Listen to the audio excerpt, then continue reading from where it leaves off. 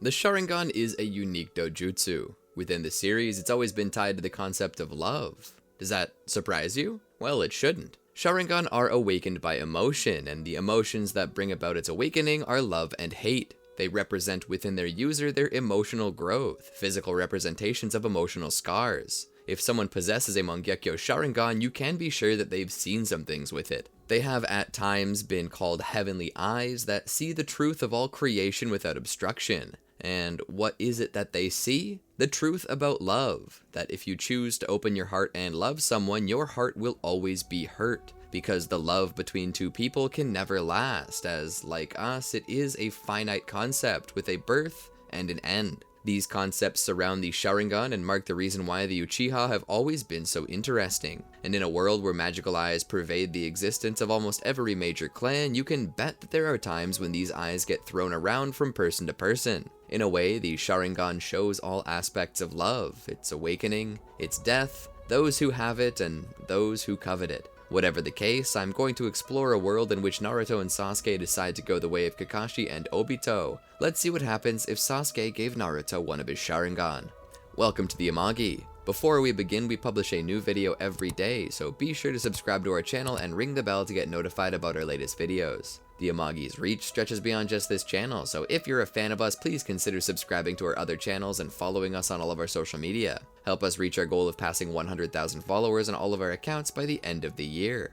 The story starts in the same place that it always starts, the academy. Now, Naruto wasn't the sharpest crayon in the bow, and he always had a hard time keeping up with anything. He had nothing and nobody, and perhaps that's what drew Sasuke towards him. Now, Sasuke also had nobody and nothing, but he did have one thing: his skills. Natural prodigious abilities. These he inherited from his Uchiha genes, and due to some past trauma involving his brother, Sasuke could see the world for what it was. However, Sasuke was not changed by this quite as much as you would think. This Sasuke, in this far-flung world where we find ourselves, chose not to indulge in hatred. He chose not to base his entire life around finding and killing his brother. His dreams were far simpler. He just wanted to bring his clan back. He wanted a future. He wanted to have a family, and this didn't seem out of the question for him by any means. He had suitors left and right. He was far too young to be playing that game though, and he knew that he couldn't just coast off the fame that the Uchiha clan had built up in the past. Instead, he needed to build off his own merit, perhaps become the Hokage, grow closer with members of other clans. This led him to meeting Hinata and introducing himself formally as the head of the Uchiha clan, a clan that currently consisted of one person. To most, they thought this was adorable, even the other clan heads, but for Sasuke, it wasn't a game. This was serious. He was setting himself up for the future. He wanted his clan to become the most prestigious clan in all of Konoha. That was the focus, and that laser focus was what drew so many girls to him. He knew what he wanted, and he was working tirelessly for it. Naruto, on the other hand, he barely knew what he wanted. To be Hokage? Maybe. This Naruto was a little different too. This Naruto was one who had let his loneliness eat at him. One that had given up on ever being cared for by the village and its people. He had parents once, but he couldn't remember them, and that was a scar that was rent open for him every night as he laid in bed in a quiet, empty apartment building. As he traveled to school, the adults spat upon him. As he played at the park, the other kids bullied him. Why did they hate him? Was it because he was an orphan? Maybe it was because he had yellow hair. No, that couldn't be it. Ino Yamanaka had yellow hair. Sakura had pink hair. And there were other orphans too, like Sasuke. So why was it that they hated him? Maybe they hated him because of his sometimes tattoo. He had noticed it every time he would get upset, and he'd get a tattoo on his stomach that would show up only sometimes. So he called it his sometimes tattoo, and it always caused his eyes to turn red. Maybe he was cursed. Perhaps he'd killed his parents. Could be that he was a demon. That's what everyone else said. It was for these reasons that Naruto was a bit of a recluse. Well, he was a lot of a recluse. He only ever left his home on certain occasions. Whenever he needed something to eat, and whenever he went to school. He always stopped by Ichiraku Ramen to eat. The man there was nice. He always had a smile and a special bowl of ramen waiting for him, so that was really the only time Naruto could get any real human contact. Any that was meaningful at least. Whenever he came to the academy, he always stayed in the back, towards the corner. He studied hard and listened well, but the teacher rarely called on him, and when he did, Naruto tended not to say anything. Mostly because anything he did would get him laughed at. If he was wrong, they would laugh. If he was right, the other kids would get angry. So Naruto stopped trying. Because of that, Naruto got a reputation as being dumb or stupid. On days where he would need to perform in front of the class, he would always come up with an excuse. He had expired milk at the ready for days like that, so he could be legitimately sick and worm his way out. This dog was beaten into a corner, but instead of biting back at the feet that kicked it, the dog just stopped trying. It stayed in the corner. It remained curled up, no longer searching for love or attention. It just didn't want to be kicked again, so it avoided confrontation. This led to Naruto seeming really shy. Many girls would see him and laugh as he went down the halls, but there was always one that never did, Sakura Haruno. Naruto never noticed her, and if he ever did, he didn't show it. She couldn't help but watch him being tormented and made fun of by the other kids, and she hated it. This Sakura was a little different as well. Less laser focused only on Sasuke and her love life, this Sakura saw the world as it was without the need of the Sharingan's blessing. She saw how love was a commodity to be bartered, but most tragic of all, she knew that there were some who just couldn't afford it. Some who didn't have a way to get it. She knew people who were just plain out of luck, and Naruto was one of these people. She suspected that love was partly to blame for what he was suffering through, not because everyone gave it to him, but because everyone was too afraid to lose their own. One person made fun, and then another, just to look cool. Then a whole squad did it out of fear of being rejected, and everyone was desensitized by the constant abuse that they were dishing out to realize how they were pushing the fear of not being loved off on a child that wasn't actually loved. That moment made her want to cry. As Naruto passed up to his corner in the room, she viewed his face. A face that showed nervousness. A face that said, I don't know if I can keep doing this. As he passed by, her gaze met Sasuke's. He was the only boy in class that shared that same look on his face as her. A face that didn't laugh. A face that didn't antagonize or torment. She and he watched Naruto sit down away from the class and sort of hide his face, trying to pretend that he wasn't there, as everyone around him happily obliged the emptiness of his presence without sparing old what's-his-face a second thought. Sasuke looked to Sakura, and he stood up. She watched him. Sasuke stepped up the stairs towards the corner. He took a seat at the desk beside Naruto. The boy in orange raised his head for a moment and looked over at the last survivor of a dead clan. His eyes were a mix of confusion and fear, a cocktail of negative anticipation. A puppy in the corner waiting to be kicked again. Sasuke sat there for a moment. Hi, I'm Sasuke. Those 3 words changed Naruto's life forever. As simple as they were, those 3 words did save his life. He sat there, his face of confusion and fear masking skepticism as Sasuke smiled at him. What is this? He asked within himself. Is this a trick? What's the punchline? When do I become the butt of this joke? Suddenly, Sakura made her way up and just stood there in front of Naruto's desk. She smiled in a light fashion as Naruto gently recoiled. Hi, she said.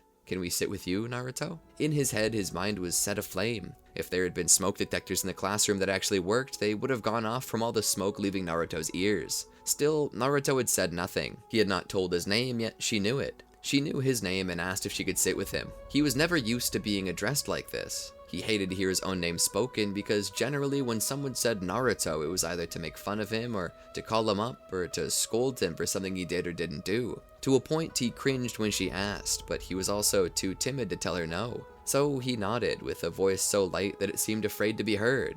He spoke. Yes. She smiled and came up and sat beside Sasuke, who was already pulling things out of his backpack. Naruto's face was a little red and he leaned up against the wall, closer to the window, as if he were securing an escape route the moment this turned sour. He was still distrustful. Time passed and class would begin. Sasuke would just sit back in his chair, tapping a pencil like a drummer on the long shared desk that he, Naruto, and Sakura shared. Sakura was leaned forward, both elbows on the desk, listening to the teacher. Naruto kept looking to them, wondering when this was going to go bad. It always did. Nobody ever wanted to be near him, so why would they start now? It was suddenly in that moment when Iruka called out to him. Naruto, you spacing out up there? Naruto shook his head. Iruka nodded. Okay then, if that's the case, what's the answer? Huh? Naruto was confused. Iruka cleared his throat as the rest of the class giggled at Naruto's cluelessness. This caused Naruto to once again retreat within himself. Iruka repeated, if you were paying attention, what's the answer? Naruto was frozen for a moment. Sasuke looked over to him and whispered, Kanabi Bridge. Naruto heard it and then looked to Iruka. Kanabi Bridge? Iruka's head turned a bit as he heard it and a smile formed. Indeed. That is correct. Seems you were paying attention. Good job, Naruto. Naruto's face lit up. He didn't smile, but his face showed a look as if he were experiencing something for the first time. Positive affirmation. For the second time today, someone had said his name and it wasn't in a negative way. He looked to Sasuke and Sakura. Sasuke's head on the table, he was hiding his smile with his arms well, but his eyes told all. Sakura, on the other side of him, gave a slight fist pump and a smile. Naruto almost smiled there, but still, a part of his heart remained guarded. This is another elaborate trick. As class came to a close, it was time for lunch. Iruka looked up to the clock as his time teaching came closer to an end. Alright, break time.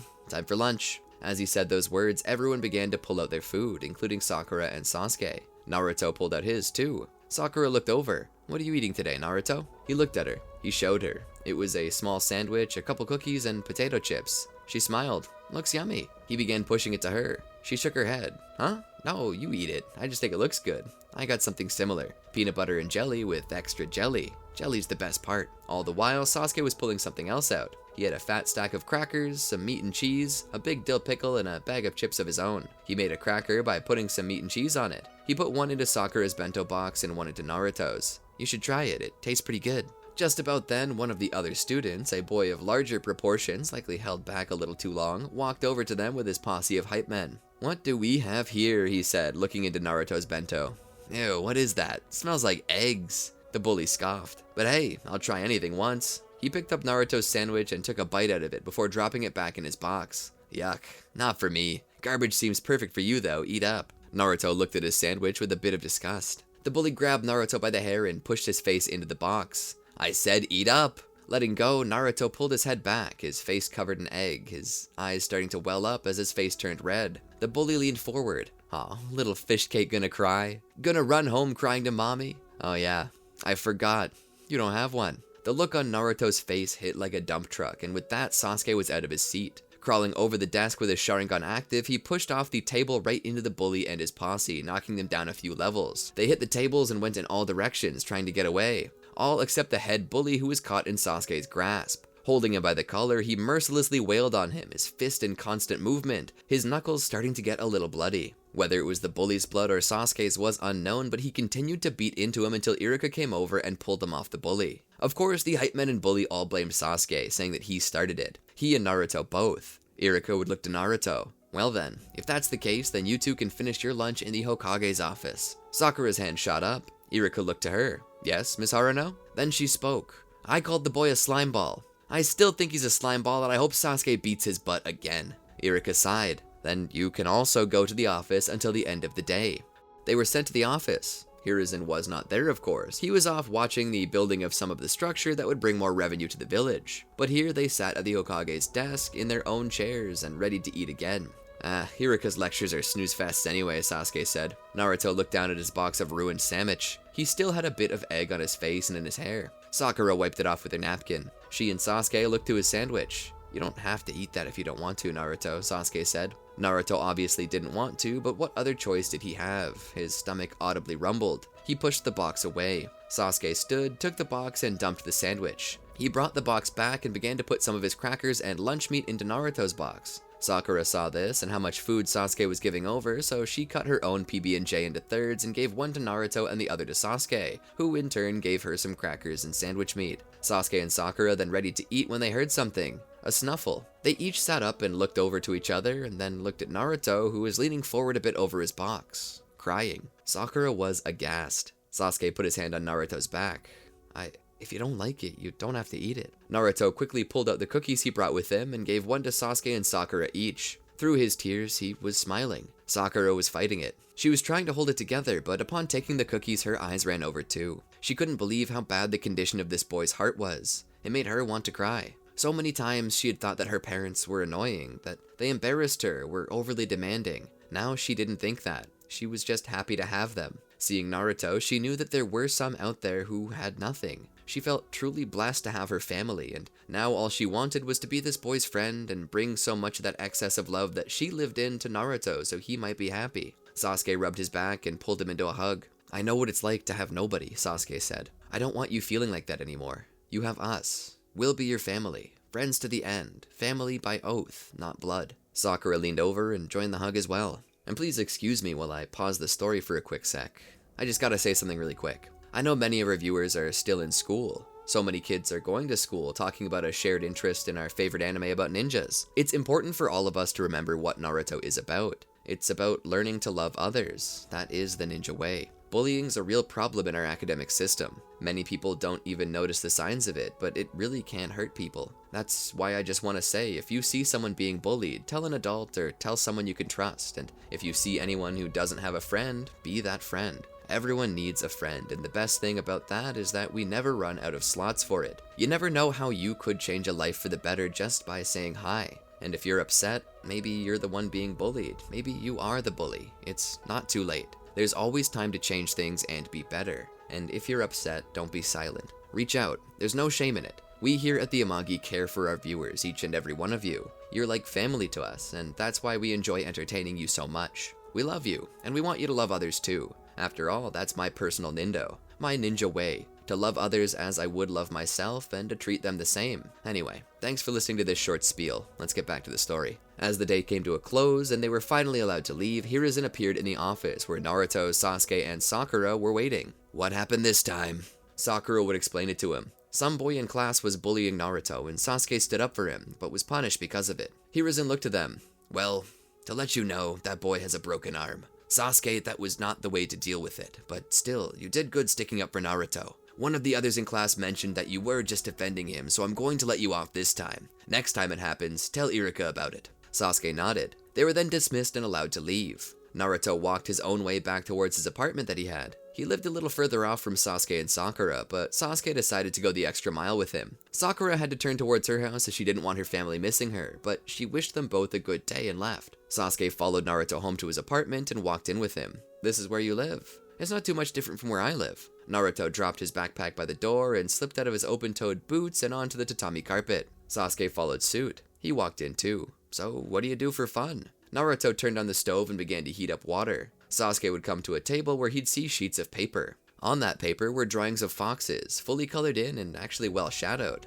Wow, these are awesome. Did you draw them? Naruto looked back with a little bit of a smile and nodded. Grabbing a step stool, he stepped up to the cabinet and pulled the door open to show a hilarious number of ramen cups, bowls, and packets. He pulled down 2 instant noodle cups. He walked over and presented one to Sasuke. Sasuke smiled and took it. Thank you. He sat down by the table and waited. Naruto would open the fridge and pull out 2 soft drinks. He would put one on the table for Sasuke and one on the other side for himself. All the while, Sasuke began to stack up the drawings and move them to another table, putting the colored pencils back in the box and placing them nearby. After some time passed, Naruto returned with a kettle of boiling water. He began to pour that steaming water into the cups. He then closed the lid again on both of them and sat some chopsticks on top and got a timer ready and twisted it about. Having done this nearly every day, he no longer needed to look at the packaging to see how long to cook it, he just twisted the dial. They waited there. Sasuke looked around the apartment. Naruto sat with his chin on his arms and stared at the ramen cup with gleeful anticipation. Sasuke looked back at him. How long have you lived on your own? He asked, trying to gently dance around the question. Naruto looked over. All my life. Sasuke was struck by that. You mean you've always lived like this?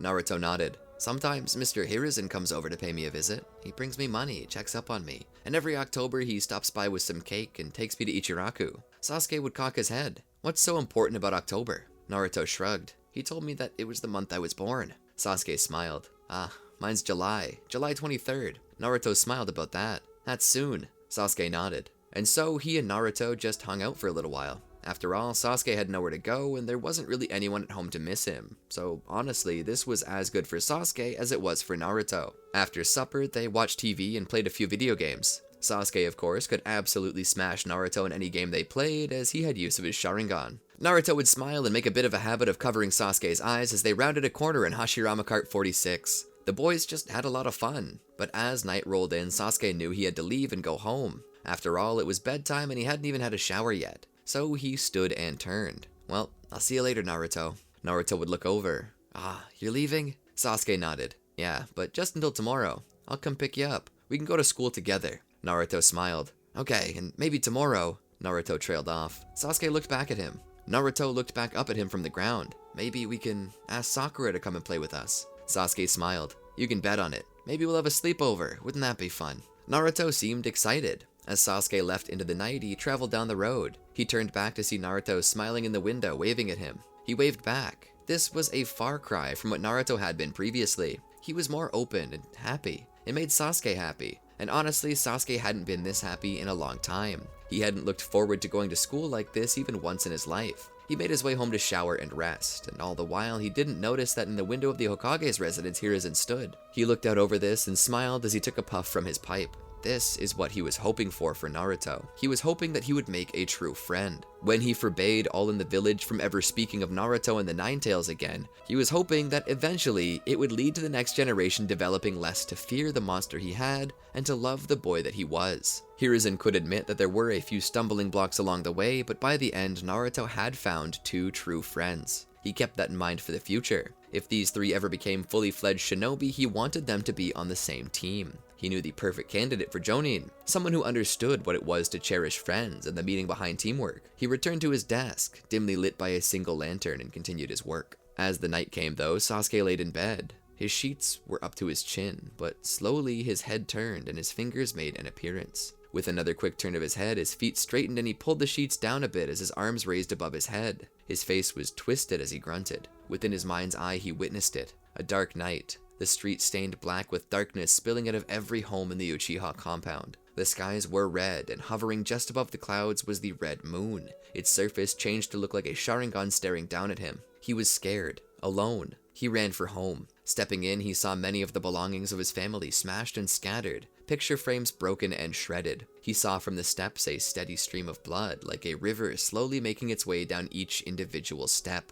congealed just enough that gravity seemed to take 3 seconds to pull it down from stair to stair. In his mind, he knew that something had happened, but his weak heart and scared demeanor begged him to find Mom and Dad. He ran up the stairs, despite Death's omen warning him to turn back for the better. He rushed up and found the river of blood traveling down the hallway and turning abruptly into his parents' room from which it seemed to flow. The wood creaked below him like an angry lion, each step of his tiny feet growling, giving away his position to all the monsters in the shadows. As he stepped forward, dread like impending doom weighed on him like a coat of lead. Rounding the corner, he saw a single man standing there in the dark room, a demon or shadow figure within a haunted house. From the window poured more crimson light as the moon, now changed to that of a Mangekyo Sharingan, poured in from outside. The man stood there, his legs in a strong and sure stance. Between the figure's feet, Sasuke caught glimpse of his parents. Their cold and lifeless eyes glazed over, their faces eternally caught in the terror of their slaughter. Sasuke wanted to move, but no sound came out of his mouth. He wanted to run, but his legs wouldn't work. It was as if he were frozen in ice. Slowly, the figure turned around. The face, shriveled up and no longer human. The eyes, glowing red from center to edges. The being turned around and a smile pulled up its cheeks. Teeth like 1,000 razor blades, tongue like a snake. Sasuke, a voice whispered as the being turned to face him. Sasuke recognized it as the face of his brother Itachi, but something was wrong. Something had changed. He had become possessed. "Sasuke, run," came a whisper. The pale face of his dead mother, her eyes bearing no spark, her lips curled up and spoke. "Sasuke, run." Suddenly he was free. He turned to run and Itachi was behind him in a flash. From his parents' room, red light and a dozen crows spilled out as the deep voice of his brother spoke. "Sasuke." It taunted him as he walked down the hall. "Come and give your brother a hug." The man, barely recognizable as Itachi anymore, walked nonchalantly down the hall, twirling his blade in his hand. Sasuke ran as hard and as far as he could. Breaking through the wall, he landed outside in front of a set of graves. The moon overhead, still red and glowing like genjutsu. The tiny child, eyes full of tears, looked upon the gravestones. Fugaku Uchiha, Makoto Uchiha, they said, but the one in front of him bore another name, Sasuke Uchiha. His eyes full of terror as he looked upon his own name, the epitaph reading, "As Cain killed Abel, so too shall Itachi be cursed." Suddenly, from the grave below, burst the arms and face of the demon Itachi, wrapping his arms around the boy, intent to drag him to hell with him. Sasuke screamed and woke up screaming. His Sharingan were active and his mind was racing, his brain telling him that he was still in danger. His quick and heavy breathing began to relax a bit as his mind worked all the logic out and put the pieces together. He had been sleeping. He'd been sleeping. It was a nightmare. He attempted to sleep, but his paranoia was still screaming in his ear, reminding him that Itachi was out there, and that he was waiting for Sasuke to awaken his Mangekyo. Sasuke tried with all of his might to sleep, but alas, it did not come. The next day was not so easy. He was up with the sun, already dressed and fed by the time he normally got up. Grabbing his things, he decided to go on his way.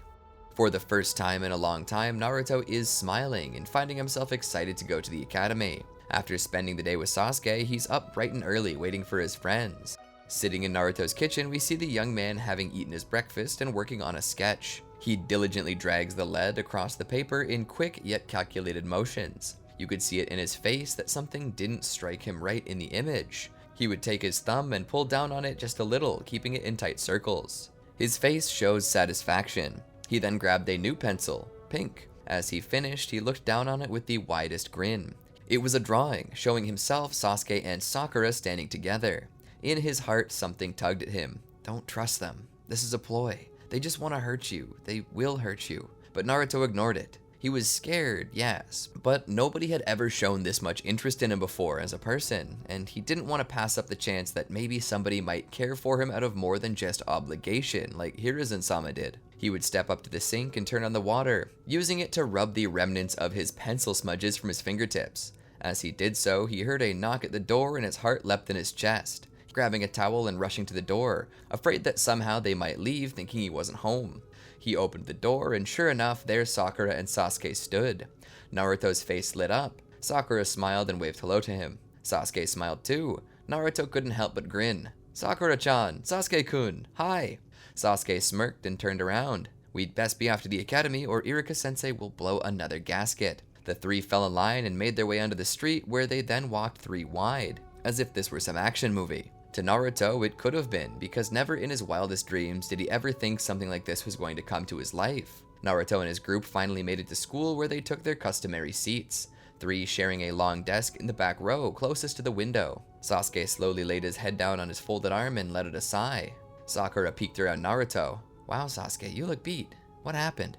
Sasuke opened one eye to look at her. Oh, nothing. I just didn't sleep well last night. Naruto looked at him. Why? Sakura cut him off from pushing it. Some things are best just kept a secret, Naruto-kun. Sasuke waved it off. Nah, if he's our friend, then he should know. About 5 years ago, my entire clan was murdered. I was the only survivor. My brother did it, and I barely escaped him with my life. Sometimes when I'm alone, I feel his presence, and when I sleep, sometimes I relive that moment. Last night was just one of those nights. Sakura looked down and forward. Naruto looked forward too. Don't worry, Sasuke. We won't let him hurt you again. Sasuke shook his head. If he ever does come back, I want you two to promise me that you'll stay away from him. He killed an entire clan of what was once the most reputable clan of warriors in the Leaf. Even if we all fought him at once, he would kill us. He wants my eyes, and he'll kill anyone to have them. Naruto looked down on him with curiosity. Sasuke knew what that meant. He dove a little deeper. My eyes possess a special technique. It's called the Sharingan. It's a technique that gives me increased processing power, the ability to cast genjutsu, and photographic memory, allowing me to learn any jutsu I see on the spot. He has a pair that have evolved and become stronger, but he's going blind. He needs my eyes to keep seeing and using his abilities. So when he's almost blind, he'll come back and take them from me. Sakura was gripping the front of her shorts. Naruto shook his head. I won't let him take them. Sasuke smiled. Maybe if we're lucky, it'll never come to that. It was then that Iruka came into the class. I have good news. The end of your time in the academy is closely coming. We'll be holding a test tomorrow to see if you're all ready to become genin. Basically, we'll be testing to see if you have the bare minimum to join a ninja squad. If you fail, we'll hold you back and make you take the test again until we're certain that you have what it takes. So for today, your work will be light, but you must study hard. I'll go over the upcoming test with you and explain what you'll need to be able to display for tomorrow. The class let out a cheer. For the rest of that day, they focused on studying for the written exam. On their way to Naruto's place, where they planned their sleepover, they noticed Naruto seemed a little down. Sakura looked over. What's wrong? He looked to them. What if I don't pass? What if I get held back and you guys pass? Will we be separated? Sasuke thought about it. It is possible that we would. Then again, even if we do pass, there's no guarantee we'll end up on the same team, so Sakura hushed Sasuke. It's okay, Naruto. We'll make sure you pass. Naruto smiled. But I can't do the thing. What thing? Sakura asked. Naruto tried to make a gesture with his hands. He would make a puff of smoke, and suddenly another Naruto was there, this time just a pale rag doll of himself. Sakura choked a laugh. Sasuke looked at it. Yeah, you could use a little work on that. Naruto let it go. If I don't perfect it, I won't pass, and we'll get separated. I don't want to lose my new friends. Sakura seemed concerned for him now, her hand on his shoulder. Sasuke shrugged. Well, I guess that means we better train all night. We're already going to stay over, might as well make it a training party. Naruto seemed a little comforted by that. Together with Sakura and Sasuke, Naruto spent all day working on his technique, only stopping to eat or for a break. Sasuke wanted to drill it into his head so that Naruto would know this technique better than he knew the freaking alphabet. Naruto would work from the afternoon till nighttime. By then, he was laying on the ground, tired from the amount of chakra he had spent. Sasuke was standing over him. "Come on, don't tell me that's everything you've got." Naruto just lay there. "Maybe we should call it a night, Sasuke. Naruto has had enough. If you push him too hard, he won't have the chakra to make a clone tomorrow." Sasuke looked down at him. Naruto wasn't smiling. This wasn't the sleepover he had anticipated. Sasuke nodded. "You're right. Sometimes sleep actually helps what you learn to set in. Let's call it a night and just go have some fun." He helped Naruto up. Together, they walked to his home where they all proceeded to one by one change into their pajamas. Naruto was pleased with this. They stayed up late watching television, but not too late. Naruto had been working hard all day, and Sasuke was running on 3 hours of sleep as it was.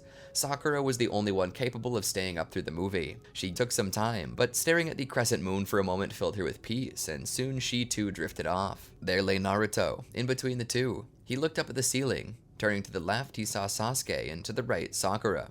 Returning his gaze to the ceiling, tears began to form in his eyes as he smiled. This is what it's like to have a family. That night, Naruto slept better than he had that entire year. The day after, they all awakened and changed back into their school clothes. As they made it to school, they waited for their return. Sakura was the first of their group to go up, as her clan name started with an H. It was a good thing too, because she was looking a little green.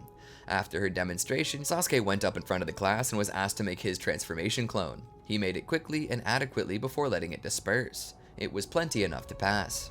Naruto stood there. He looked at the rest of the class. He heard their whispers. "Dude's a loser. He'll never pull it off. With any luck, he'll be held back. I don't want that clown on my team." He looked at Sasuke, who nodded. Iruka sat there. "You may now begin." Naruto took a calming breath, taking it in deeply, holding it for a moment, and letting it out slowly. He then opened his eyes and put his hands together. Suddenly, another Naruto appeared beside him. "Yeah!" Sasuke cried out, his hands in the air, all the while Sakura was kicking the air, dangling by her hair. Naruto smiled.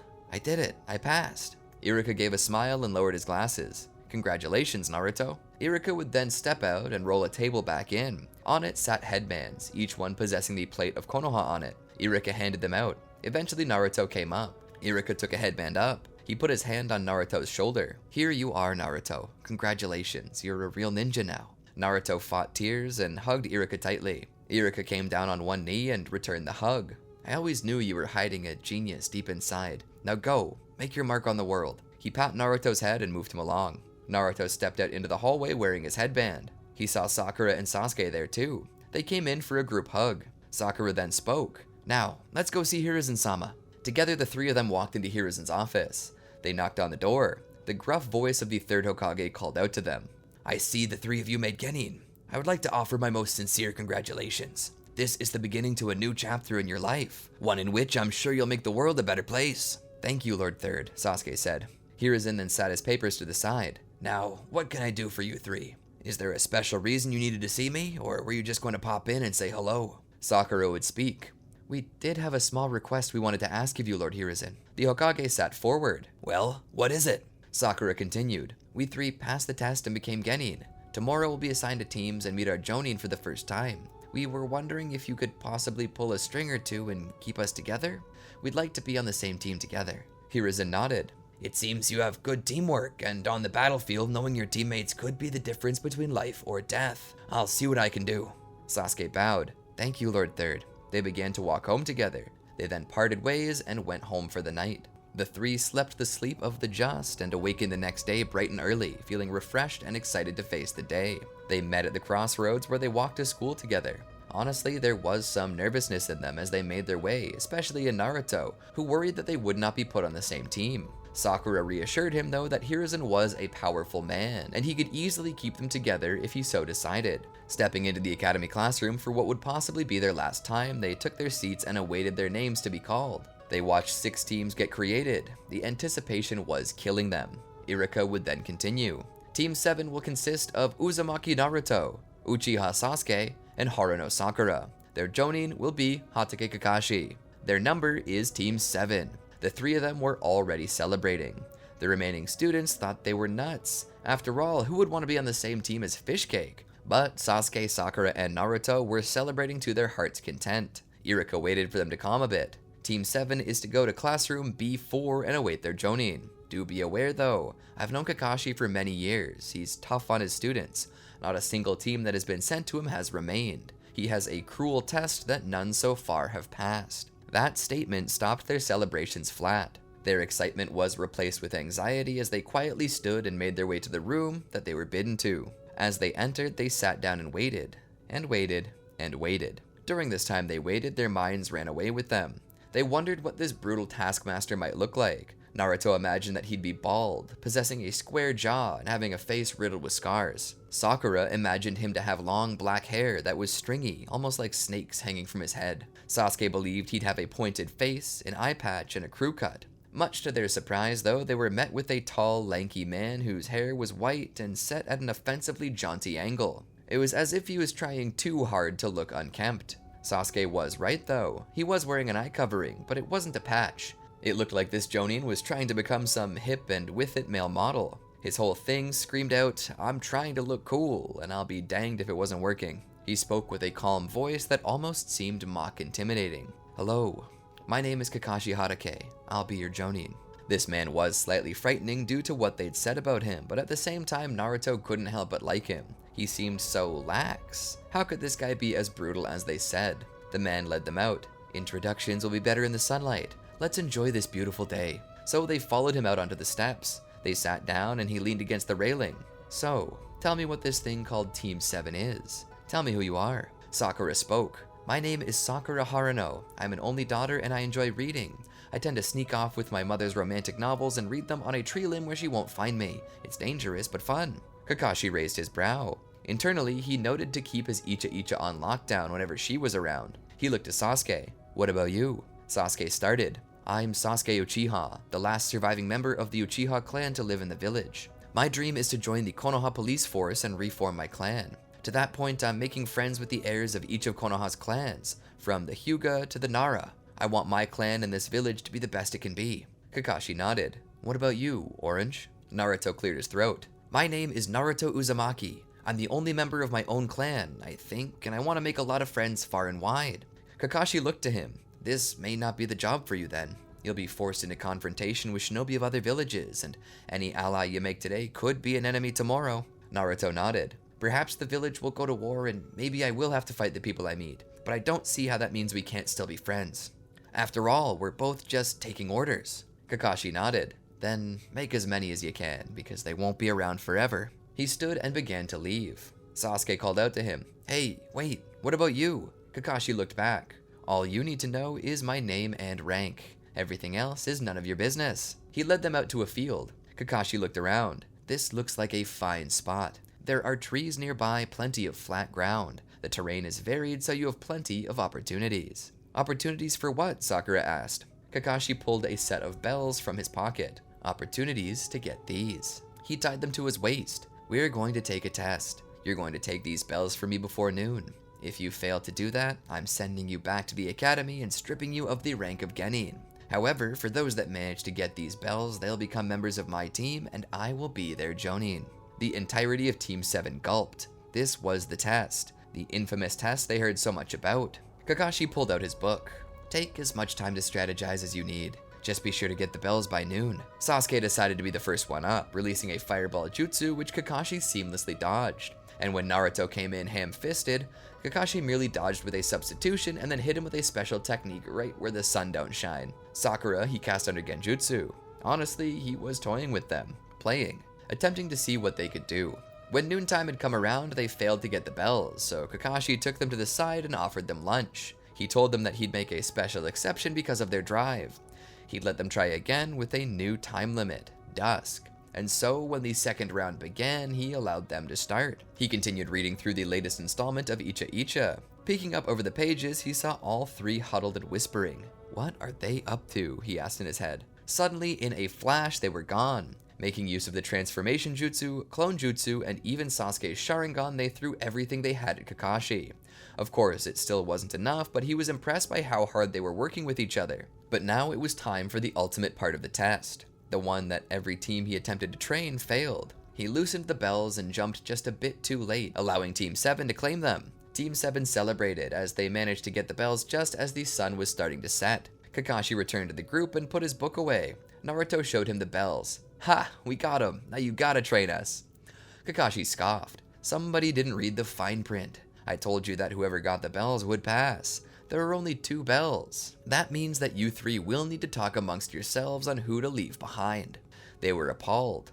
What cruelty! Sasuke and Sakura talked amongst themselves. This is where they betray you, a voice in Naruto's head spoke. This is where they choose their careers over you and leave you behind. It was fun while it lasted. Naruto slowly felt tears well up in his eyes, readying for the impending betrayal. It was then that Sakura took the bells and walked to Kakashi. We're sorry, Kakashi-sensei, but we're a team. Team 7. If we can't all become your genin, then we wish to be sent back to the academy and receive a new mentor. We're sorry for wasting your time. Naruto was struck. They chose me over the bells, he said. Tears began to stream down his cheeks. No, he said. Don't do this, Sakura. You and Sasuke take the bells. Become great shinobi. Sakura walked back to him and saw his tears. She wiped them from his cheeks. And leave behind our best friend? Never. Sasuke pat him on the back. What we do, we can do together. Sasuke looked at Kakashi. I second Sakura's sentiments. If we can't all join your team, Kakashi-sensei, then we will all choose to return to the academy. Naruto was openly crying now, touched by their devotion to him. They were real friends. That voice in his head was lying. These were true friends. All the while, Kakashi clapped his hands. They looked over at him. Even he was tearing up a bit. This was the true test. Sakura was confused. Huh? Kakashi continued. The test was never about the bells. It was about teamwork. Devotion. A team is only a team when the members form a single unit. When 3 become 1. And today I witnessed a team so unified that they chose to reject me just to stay together. That is the kind of team that I'm looking for. You 3 all passed. I would be honored if you would allow me to be your sensei. The 3 of them nodded, bowing with respect. The honor is ours, sensei, they all shouted at once. Kakashi smiled. Now, how about I take you 3 out for dinner, to celebrate the creation of a team which shall surely go down in legends as the new Sannin. Kakashi would lead them to a restaurant where he'd let them choose any dish they desired. The 4 of them ordered their plates and began to eat. They laughed, told stories and jokes, spoke of times past and times that would one day come. This was a dream come true for Naruto. After this, Kakashi would walk his students to the cross-section where they often parted ways. They would wave to each other and to their sensei, and he'd wave back. They'd return home. Naruto, upon coming home, would kick off his shoes and clean himself up. He would spend the rest of the day relaxing. Coming back to the kitchen to get himself some juice, he saw the drawing he made days earlier. He took it from the fridge and smiled.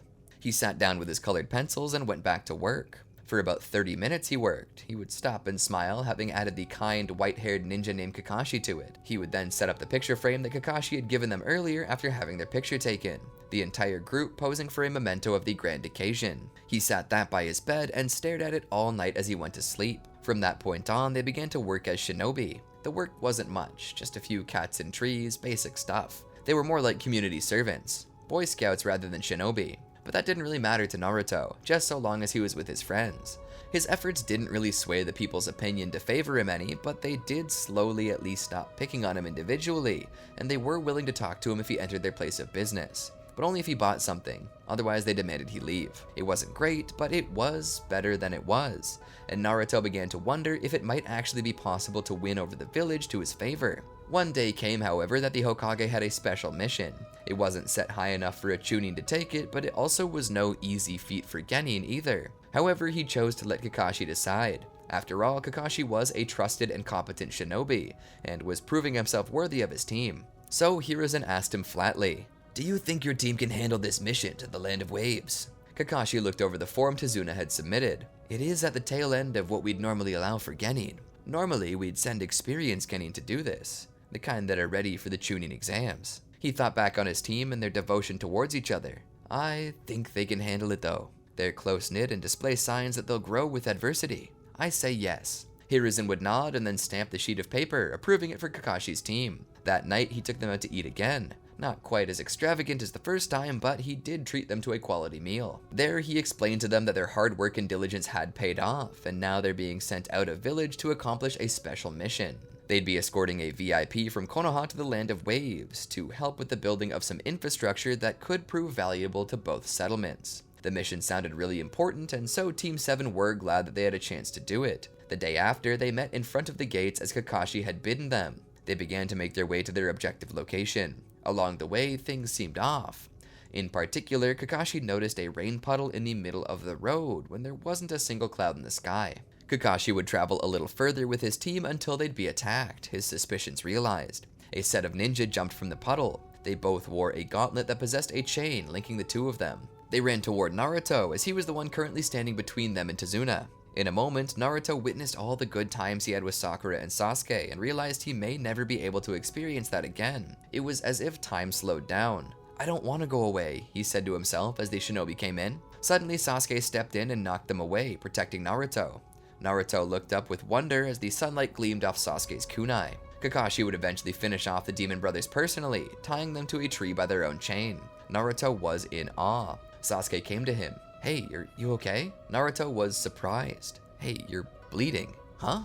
Naruto looked down to see that his hand had been cut. "You might need to flush that for poison," Kakashi said. Sakura took Naruto's hand. "Let me see." She looked it over. "It's not so bad, but we do need to get the poison out." She sat down to the side with him as Sasuke stood by Kakashi and Tazuna on the other side of the road. Kakashi seemed to be more than a little furious at the old man. Something about being a liar. Sakura held Naruto's hand. Naruto seemed upset. She looked to him. "What's wrong, Naruto?" He looked down. "I froze. I was gonna let them kill us." She shook her head.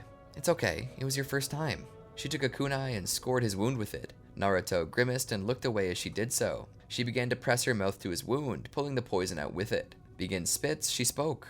"It's a natural response." He responded. "I never want to freeze again. If I get you or Sasuke killed, I'll never forgive myself." She smiled. "We're not gonna get killed. We're a team, remember?"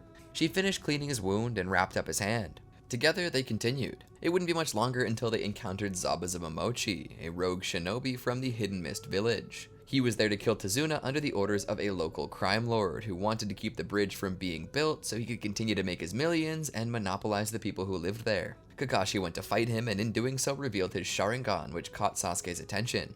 Kakashi, for a time, taunted Zabuza with his ocular jutsu. Perhaps he taunted him a little too much, as Zabuza would eventually gain the edge in battle, trapping Kakashi in a water prison. Naruto and Sasuke knew that they had to move fast. Naruto was scared, terrified, but he looked down at Sakura's ribbon around his wounded hand and remembered his promise to protect them. Together, he and Sasuke rushed in, kunai at the ready. They attempted to attack the demon swordsman, but his movements were too quick, and his ability to swing that massive blade in a single hand with ease kept them on edge, literally. Sasuke stated that they needed to attack him twice, once high and another low. That way, he'd be unable to defend and would be forced to step away from the bubble. Naruto nodded and attempted to jump into the air and come down on him. During his attack, Sasuke attempted to slice the Achilles tendon of Zabuza's ankle. However, Zabuza saw this coming and jumped into the air over Sasuke's attack and kicked Naruto away. Zabuza came down, landing on Sasuke's kunai. He kicked Sasuke in the face. "Fool," Zabuza said as he raised his blade and begins to drop it. He didn't think. He didn't feel. He just moved. In a second, Naruto was standing between them. The blade came down, dragging itself across Naruto's body, sending him flying with a spurt of blood. Sakura screamed in terror. In anger, Sasuke's Sharingan immediately matured into a 3 Tomoe Sharingan like Kakashi's. He rolled back and began to throw kunai and shuriken. Pushing himself to his limit, Sasuke formed not just clones, but true tangible shadow clones, each one striking from a different direction. This was enough to force Zabuza back. This freed Kakashi, who would drive him back as well.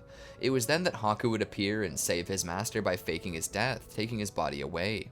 Sasuke would run to Naruto's side, as would Kakashi to check Naruto's wounds. He had a deep gash across his body. His forehead protector had a chip and a line carved into it. One could follow that gash down from his forehead, across his left eye, and down his chest, and across his stomach, terminating just below his navel. It was bleeding profusely. Sasuke was in shock from the ordeal, and Sakura couldn't stop crying, just gripping his hand. Naruto was far from silent. He was crying out in pain, his left eye having been completely destroyed by the blade. Kakashi knew that pain. He had felt it too, but this was worse. He lifted Naruto up, and Naruto cried as he did so. "We need to find a place to treat him. Konoha is too far away." Tazuna put his hand on Kakashi's shoulder. "My home isn't that far away. Come on." They ran with Tazuna. They made it to his home. Naruto had already stopped crying by this point, not a good sign. Kakashi stumbled through the door. "Somebody take him." Tazuna grabbed Naruto as Kakashi fell to the ground, utterly spent. He would move Kakashi to a place where he could rest. Tazuna looked to Tsunami. "Get Dr. Kuzan here, now!" He took Naruto to another room where he laid him down on a roll, all while Inari watched from the corner. Tsunami eventually returned with the doctor. "Show me to the patients." He stopped by Kakashi for just a moment to check on him. Severe chakra exertion. He went to pull down Kakashi's mask and check his breathing. Kakashi's hand shot up and gripped the doctor's hand. "No, my student comes first." The doctor nodded. He pulled out a bottle. "These are military ration pills. Give one to the ninja." He then rushed into the room with Naruto. Sasuke and Sakura were still pressing the towels against the wounds. The doctor bid them to move to the side as he checked Naruto. He still had a weak pulse and his breathing was there, if a little shaky. While the doctor was working on Naruto, Tazuna made his way to the bathroom. He turned on the faucet and began to wash his hands. They were covered in blood. Naruto's blood. He remembered how he had lied on the form. I couldn't afford it. I couldn't afford the Chunin," an accusatory voice in the back of his head spoke. "That's your problem, not theirs. If you'd been honest, maybe the Hokage would have cut you some slack, but now that Genin, that child is dying and it's your fault." Tazuna shook his head. "No," the voice continued. "Don't deny it. You know this is truth." Tazuna fell to his knees. "I'm sorry. I'm so sorry." Outside, the doctor was finishing up. He stepped out of the room where Sakura and Sasuke were waiting. "How is he?" Sasuke asked. "Thankfully, there doesn't seem to be any real internal damage. His rib cage caught most of the blade. It miraculously didn't break his ribs, but instead bounced, which only cut through his abdomen. It didn't damage any of the organs underneath. It's a miracle beyond miracles. Your friend will survive. However, his left eye is totaled. It's gone. Don't even hold out hope for it. I've wrapped him up and stabilized him, but he'll need to have his wrappings changed often and his wounds cleaned. Be sure to let me know should he show any signs of infection." Sasuke and Sakura bowed with respect. "Thank you, doctor." From that point on, rest was all they could do. Kakashi was making a full recovery as well. During that time, Sasuke sat there, feeling guilty. Sakura came to his side. "What's wrong?" He shook his head. "He got hurt defending me. That was my plan we executed and he was the one that got hurt. I'm the one responsible." "No," a voice came from behind. Tazuna came out with a bottle of alcohol in his hand. "That's me. I'm the one who lied on the form. This mission qualified for a Chunin, but I lied because I couldn't afford it." Sasuke stood from his perch and pushed Tazuna back. "You son of a bitch!" He knocked Tazuna into the wall. "My friend and mentor are dying because you withheld information." Tazuna didn't attempt to defend himself. Sasuke continued. "If either of them die, I'm holding you personally responsible. I'll see to it that justice is served, and if nobody else will, I'll be the next shinobi coming for your worthless hide." All the while, Naruto was resting. Inari would be sitting by his bedside. "This is what happens to heroes," he would say softly. To his surprise, Naruto responded, "I'm not a hero. I just love my friends. I didn't do it because I wanted people to be proud. I did it because I love them, and love is worthy of fighting and dying for." Inari heard those words and thought back on Kaiza. Love? Tears welled up in Inari's eyes. "I love the village where my little boy lives," he heard echoing through his mind. He began to cry. Why do people you love always get hurt? Why do they have to die? Naruto was already unconscious again, but slowly, beneath his bandages, he was healing. Kurama was making sure of that. Days would pass, and Kakashi would already be up and at it again. During that time, the mission still needed to be completed, so they left to the bridge to protect Tazuna, all while Inari and Tsunami watched over Naruto. However, unbeknownst to anyone, Gato's men were on their way to take the two. But to their surprise, Naruto had gotten up and managed to defeat the thugs. Tsunami was surprised. She was grateful, but terrified for Naruto. "You've got to get back into bed now. You'll open your wounds." Naruto shook his head as he threw his jacket over his shoulder. "No, I gotta protect my friends." Tsunami got a little more forceful. "You can't. If you go, you could die." Inari looked to him. Naruto spoke. "I have to go, even if I die. I love my friends, and I was always told that if you love something, you fight to protect it." He then rushed off. Tsunami was left, mouth agape. Inari felt Naruto's conviction and heard his words deep in his heart. He knew. Returning inside, he grabbed a helmet and a crossbow. Tsunami was further confused. "What are you doing, Inari?" Inari looked to his mother. "I'm fighting for what I love, and what I love is the village where my daddy lived." He marched off to battle. Naruto would find his squad on the bridge. He'd see Sasuke in the demonic mirroring ice crystals technique. He was holding his own, but making no progress, and things were getting more and more dire as Haku increased his speed. Naruto ran past Sakura. She reached out to stop him, but missed. "Naruto!" He jumped in and tackled Sasuke out of the way of an incoming flurry of Senbon. Sasuke looked up. "Naruto?" Naruto smiled. "I'll never abandon my friends, just like they never abandoned me." He then stood back to back with Sasuke. In this way, they managed to avoid more Senbon than either could alone, having eyes in the back of their head essentially, but as time went along, Haku was increasing his speed yet further. Haku was getting serious. And now Sasuke could see but no longer react in time, and the same was doubly true for Naruto, especially since Naruto was just recovering from a mortal injury. They steadily began to take more senbon. Eventually Naruto went down. His strength failing him, he was struck in the knee with a set of senbon and he hit the ground. Haku saw his shot to take Naruto out and threw his senbon again, but Sasuke jumped in the way, taking the shot for Naruto. The senbon instead striking Sasuke in the chest, 3 of them passing through, skewering his heart. Sasuke hit the ground as blood poured from his wounds. Naruto held him in his arms. No, why did you do that? Sasuke smiled and looked up to Naruto. Some things are worth dying for. Naruto's lip began to quiver. Sasuke continued. I'm sorry I got you hurt.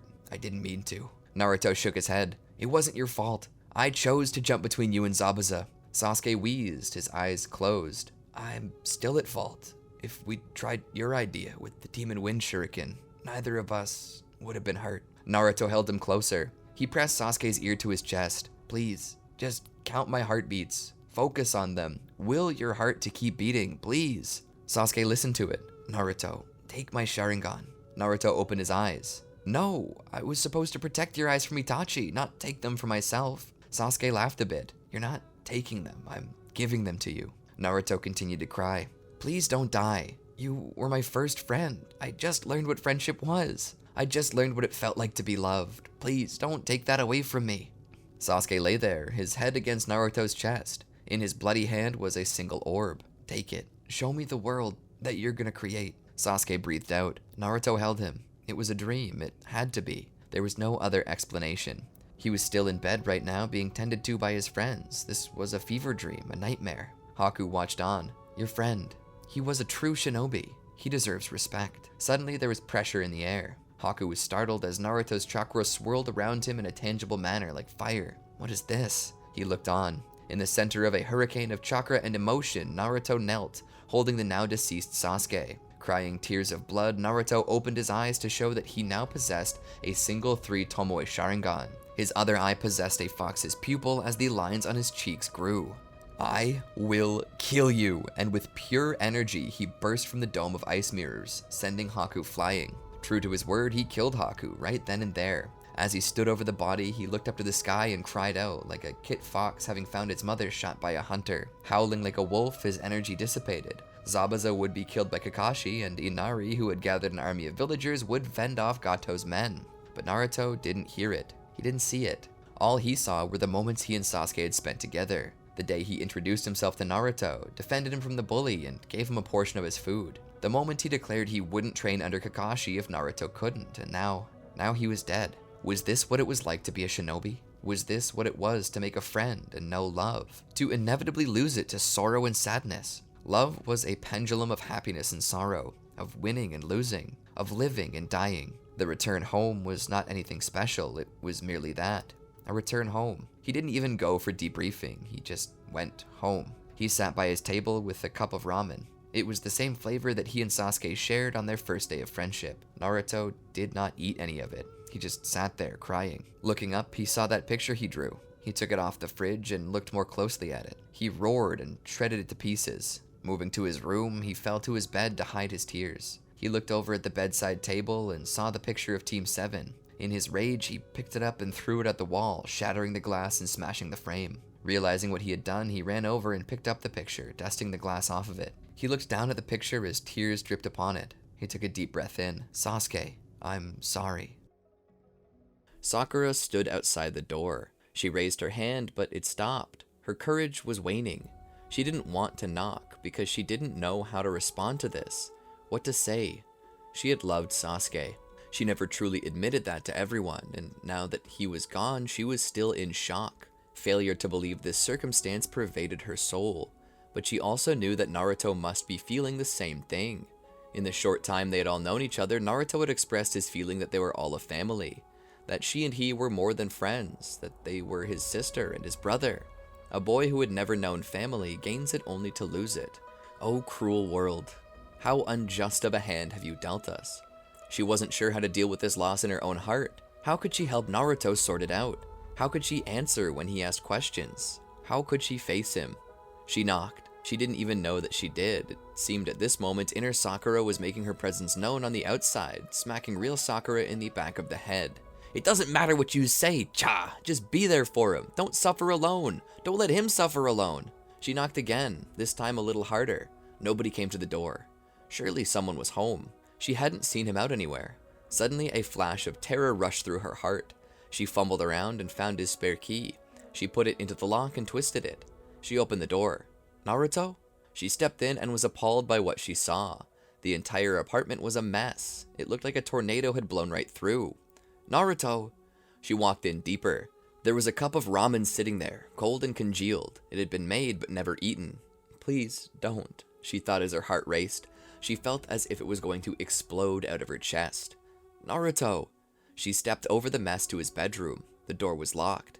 She tried to open it, but it wouldn't budge. Naruto, open the door! There was no response. She felt tears of panic forming in her eyes. She stepped back. Where she got the strength from, the chakra, she wasn't sure. Maybe she subconsciously opened the first gate, the gate of opening. Whatever the case was, she put her foot to the door and it went through. This wasn't what she wanted to happen. She wanted it to come off the hinges, but this was the best she could do. She reached her hand in and flipped the lock, allowing her to open the door. She stepped in. Naruto! She looked in and saw the mess. It was even worse than outside. She looked over to the side and saw Naruto sitting there. He looked back at her, his fists clenched. Why didn't you answer me? I thought you could be hurt, or worse. He just looked at her. Tears rolled down his cheek as he turned and looked back out the window. Sakura felt her shoulders drop. She walked over carefully and sat down beside him. Are you okay? He didn't speak. He just looked down. I didn't see you at the funeral. Why didn't you come? He just shook his head. She sat silently for a moment. Just couldn't do it, huh? I understand. I'm sure Sasuke would too. Naruto's face slowly began to contort, like he was trying to hide his emotions, but like an overflowing dam, the barriers were failing, about to break down. The twitching of his nose was the warning. He looked at her once more, his Sharingan still glowing like the eye of a cat against the darkness of the night. It was a permanent Sharingan. Kakashi had explained that when somebody possessing a Sharingan gives it away, that Sharingan can never shut off. It can enter and exit other stages, but it'll never be totally off. Kakashi told her that it was strenuous for a non-Uchiha to have it active all the time, which is why it was always supposed to be covered. Not Naruto though. He wasn't covering it. He had never covered it. Kakashi also linked it as a possible cause to the dyslexia he had noticed in the years after his transplant. She wondered if Naruto was dyslexic. Kakashi told her when the Sharingan and a normal eye are not covered, this can cause strange reaction timing, as one eye sees things at normal speeds while the other eye sees things faster than the normal one could ever dream of seeing. Was Naruto also experiencing this? Was he just adapting? She had many questions. That inquisitive part of her was dying to ask, but the look in his eyes told her that now was not the time. She raised her hands and held his cheeks like a loving mother would. She used her thumbs to wipe away his tears. All the while, she herself was beginning to cry. Not just because Sasuke was dead. That was a big part of it, but the reason why was because now she saw how much pain Naruto was in. It's okay, she said. Naruto was breaking down. He mumbled something under his breath. She came closer. Huh? He said it again, a little louder, but the meaning was still lost under the squeaks of emotion he was not able to control. What is it? She asked. Finally, he spoke, his words understandable. It's my fault. Her eyes widened. She offered a false smile and shook her head. No, it's not you. It's not your fault. He grabbed her hands and began to slide them down his cheek. Sasuke could have survived. He had his Sharingan. I didn't have those. I jumped in and he had to protect me and himself too. He died because I jumped in. I got Sasuke killed. I'll never forgive myself. I swore when my hand got hurt and you were fixing it that I wouldn't get either of you killed, and I lied. I got him killed, and I'm afraid that I'll get you killed too. Sakura's teeth clenched as she fought to keep from crying as bad as he was. She failed. No, you didn't. It's not you. You didn't do it. It's not your fault. He would have been killed sooner if you hadn't shown up. This guilt. She saw the line tracing down from his forehead down his cheek. Sasuke had done the same. When Naruto was hurt because of his plan, he blamed himself and vowed not to get Naruto killed in the future. This was the effect of such a promise. Naruto couldn't see it through his own guilt, but Sasuke's actions were a direct result of his own guilt. She looked into his eyes. You didn't kill Sasuke. You didn't get him killed. He chose to die. He chose to die for you. Did you know that he stayed with you the entire time you were hurt? Naruto looked up at her with confusion. She smiled. It's true. While you were healing, he stayed by your bedside. He held your hand the whole time. I asked if he was okay, and he blamed himself for you getting hurt. He knew you jumped into Haku's attack to protect him, just like you jumped in front of Zabuza's blade. He thought it was time to protect you instead. He knew that dying was a possibility, just like you did when you jumped in front of that sword. He protected you because you protected him. Naruto sniffled, his shaky breath audible as he attempted to speak. Why did he have to die? He was my brother. I loved him. She nodded. He loved you too. That's why he died. He died so you could live because he wants you to be happy. How can I be happy when I've lost my best friend? She didn't know how to answer this. I don't know. I know it hurts, but you've got to keep moving forward. You got to keep trying. Sasuke would want you to be happy, to find your dreams, to show him the future that he gave his life to create. That's why you have that eye.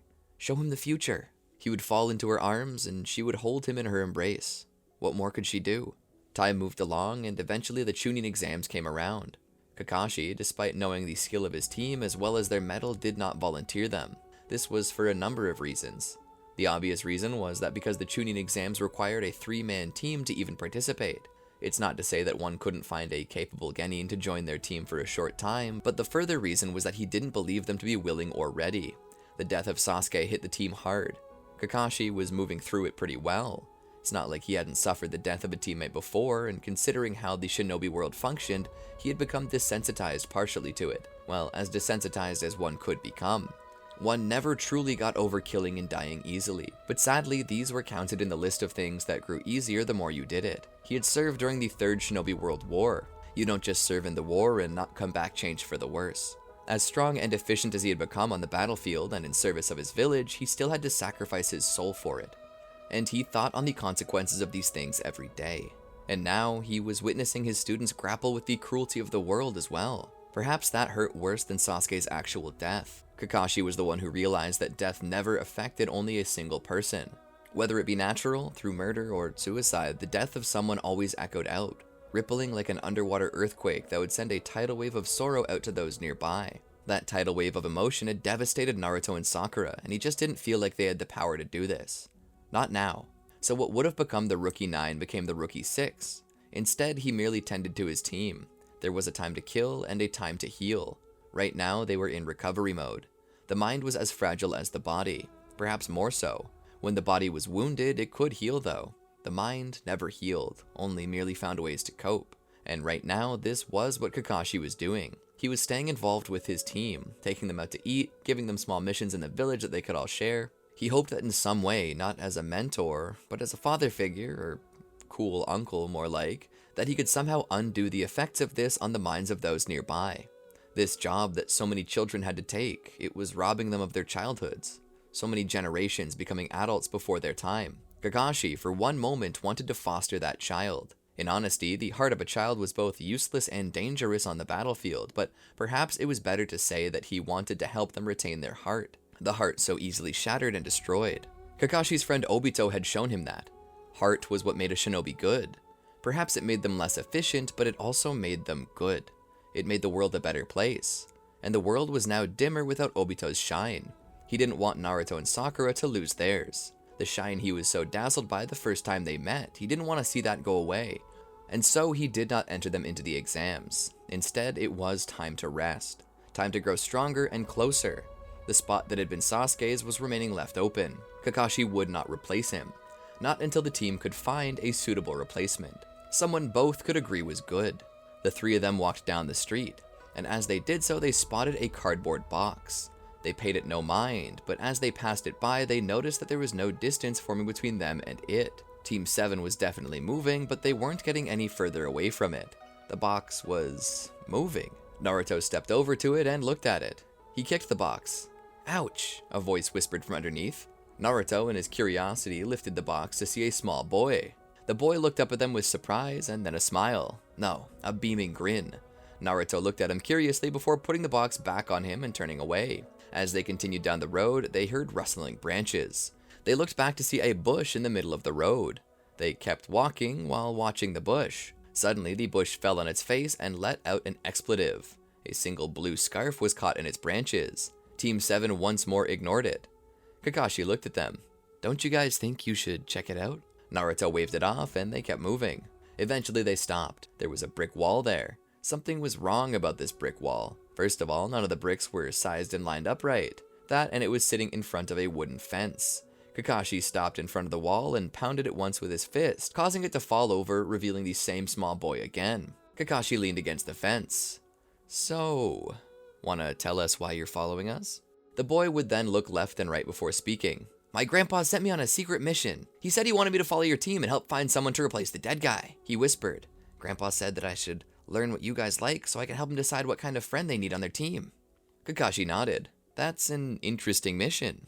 Why don't I help you out with it? Why not just join us for a little while? Nothing beats inside info, right? Go undercover and discover what my team likes. They'll never expect it. The boy's eyes lit up and he nodded. Yeah, that's a great idea, Kakashi-sensei. He stepped forward. Kakashi would introduce him. Naruto, Sakura. This is Konohamaru. The third Hokage sent him to study under us. He wants Konohamaru to learn more about the world and about what it means to be a shinobi. So as it stands, entertaining him is our next mission. Sakura raised her hand. What all does entertaining him entail? Kakashi would continue. Basically, just showing him the ropes, what we normally do. What it is to be a genin, just the basics. This is a part of Konohamaru's special studies. As the Hokage's grandson, he gets special treatment, as both the Hokage and the boy wish for him to become Hokage one day. You guys okay with that? Both Sakura and Naruto nodded. The three of them proceeded to move as a party. This included picking up trash and helping carry bags for elderly folks on their way back from the store. Kakashi was taken aback by some of these missions, as they happened to be what Obito was best at. Obito was naturally kind and caring, so even when he was off the clock, he was still doing this work. Why was Kakashi remembering Obito so much right now? Maybe it was because the situation Naruto had found himself in was so similar. It was then at Ichiraku Ramen that the question popped up. How come your eyes so weird? Konohamaru asked Naruto. Naruto just looked over. Konohamaru awaited an answer that wasn't coming. Your eye looks different from your other one. Did you hurt it? Sakura chimed in. It's a Sharingan, a gift from a friend. Konohamaru stood in his seat and looked closer at it. What's a Sharingan? Sharingan, Sakura corrected him. It's a special eye that only the Uchiha possess. Oh, a gift from the dead guy.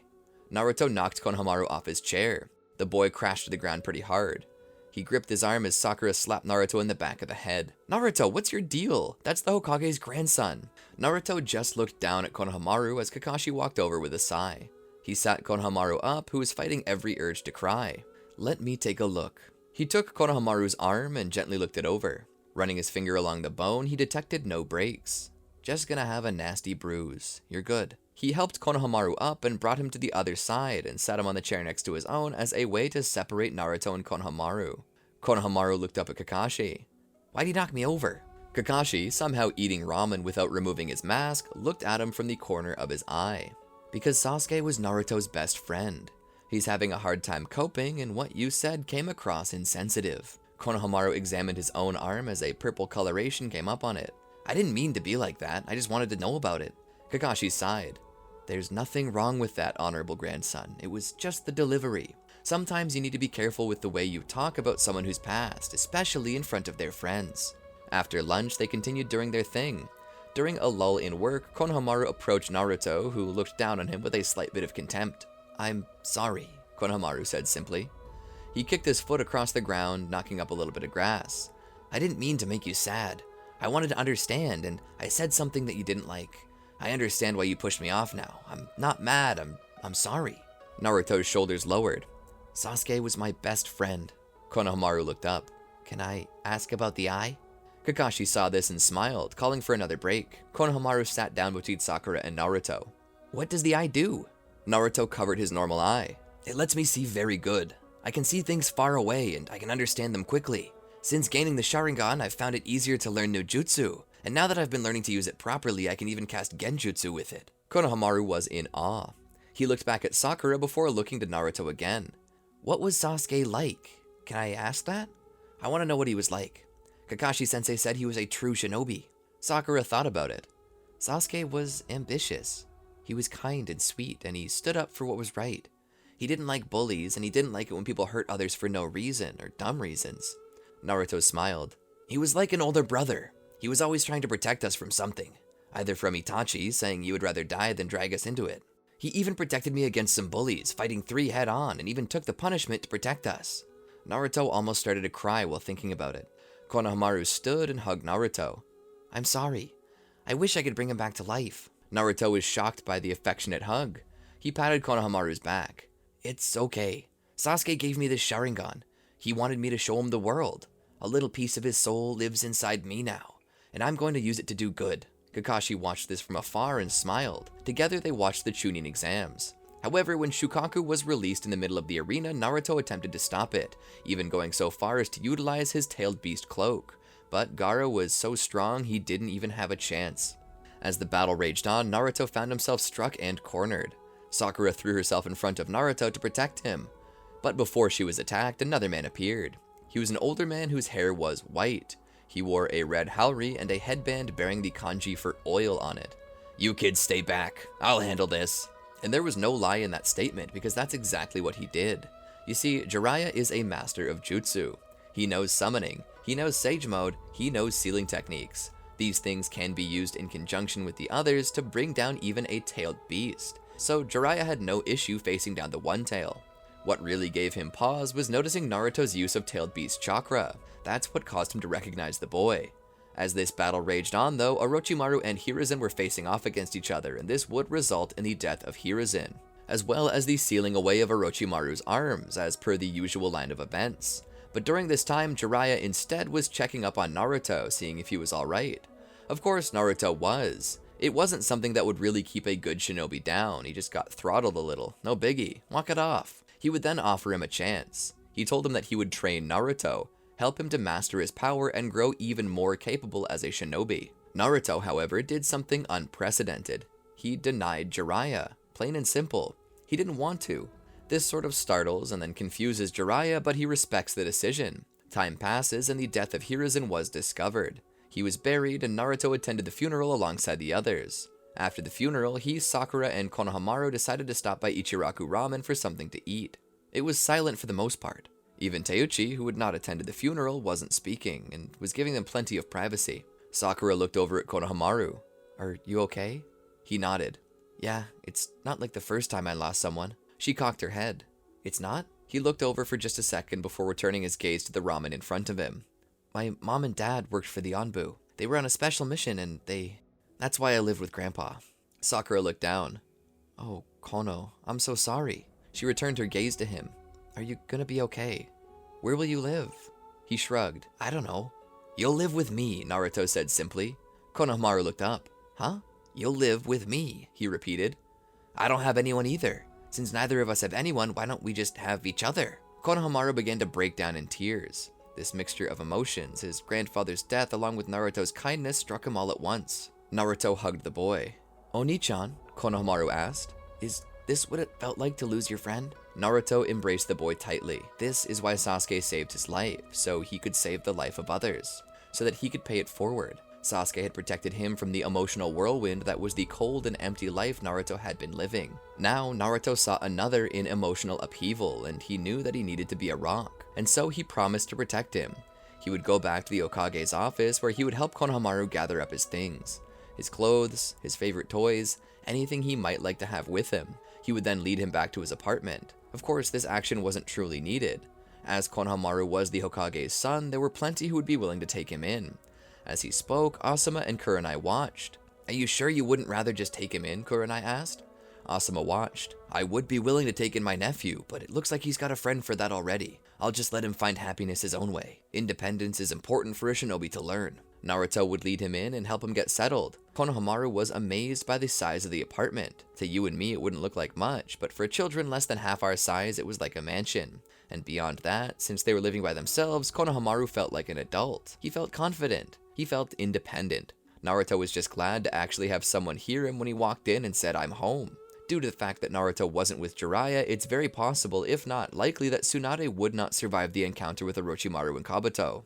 This means that the next in line for the position of Hokage was Danzo Shimura. Konohamaru did not like this one bit. He attempted to stop the elderly man from taking office. He was afraid that if he wasn't worried that he would besmirch the office his grandfather served in. But furthermore, he was afraid that if he did too good, he might cause everyone to forget all the good stuff that Hiruzen had done. But in the end, he was no match and was moved out of the way. He seemed rather upset by this turn of events, but Naruto did his best to reassure him, and Sakura says that Danzo will probably do fine, but be just a forgotten footnote in history compared to what Hiruzen did while he was in charge. It's then that they receive a knock on the door. Naruto opens it up, and it's Jiraiya. Jiraiya asks if he can come in. Having no reason to say no, he allows him to come in. Jiraiya sits down as the three kids look on. Jiraiya focuses on Naruto. "I've come to ask you to train with me." "No," Naruto responds simply. "But why?" Jiraiya asks. "I could make you a wonderful shinobi. I could teach you how to control your tailed beast." "My what?" Naruto asks. "Your tailed beast. You have one just like Gaara, but your beast is far stronger than this. So why not come train with me?" "'Cause I don't want to," Naruto said as he got up and walked over to his friends, sitting down and turning his back. Sakura looked over. "Why don't you train with him?" Naruto looked over.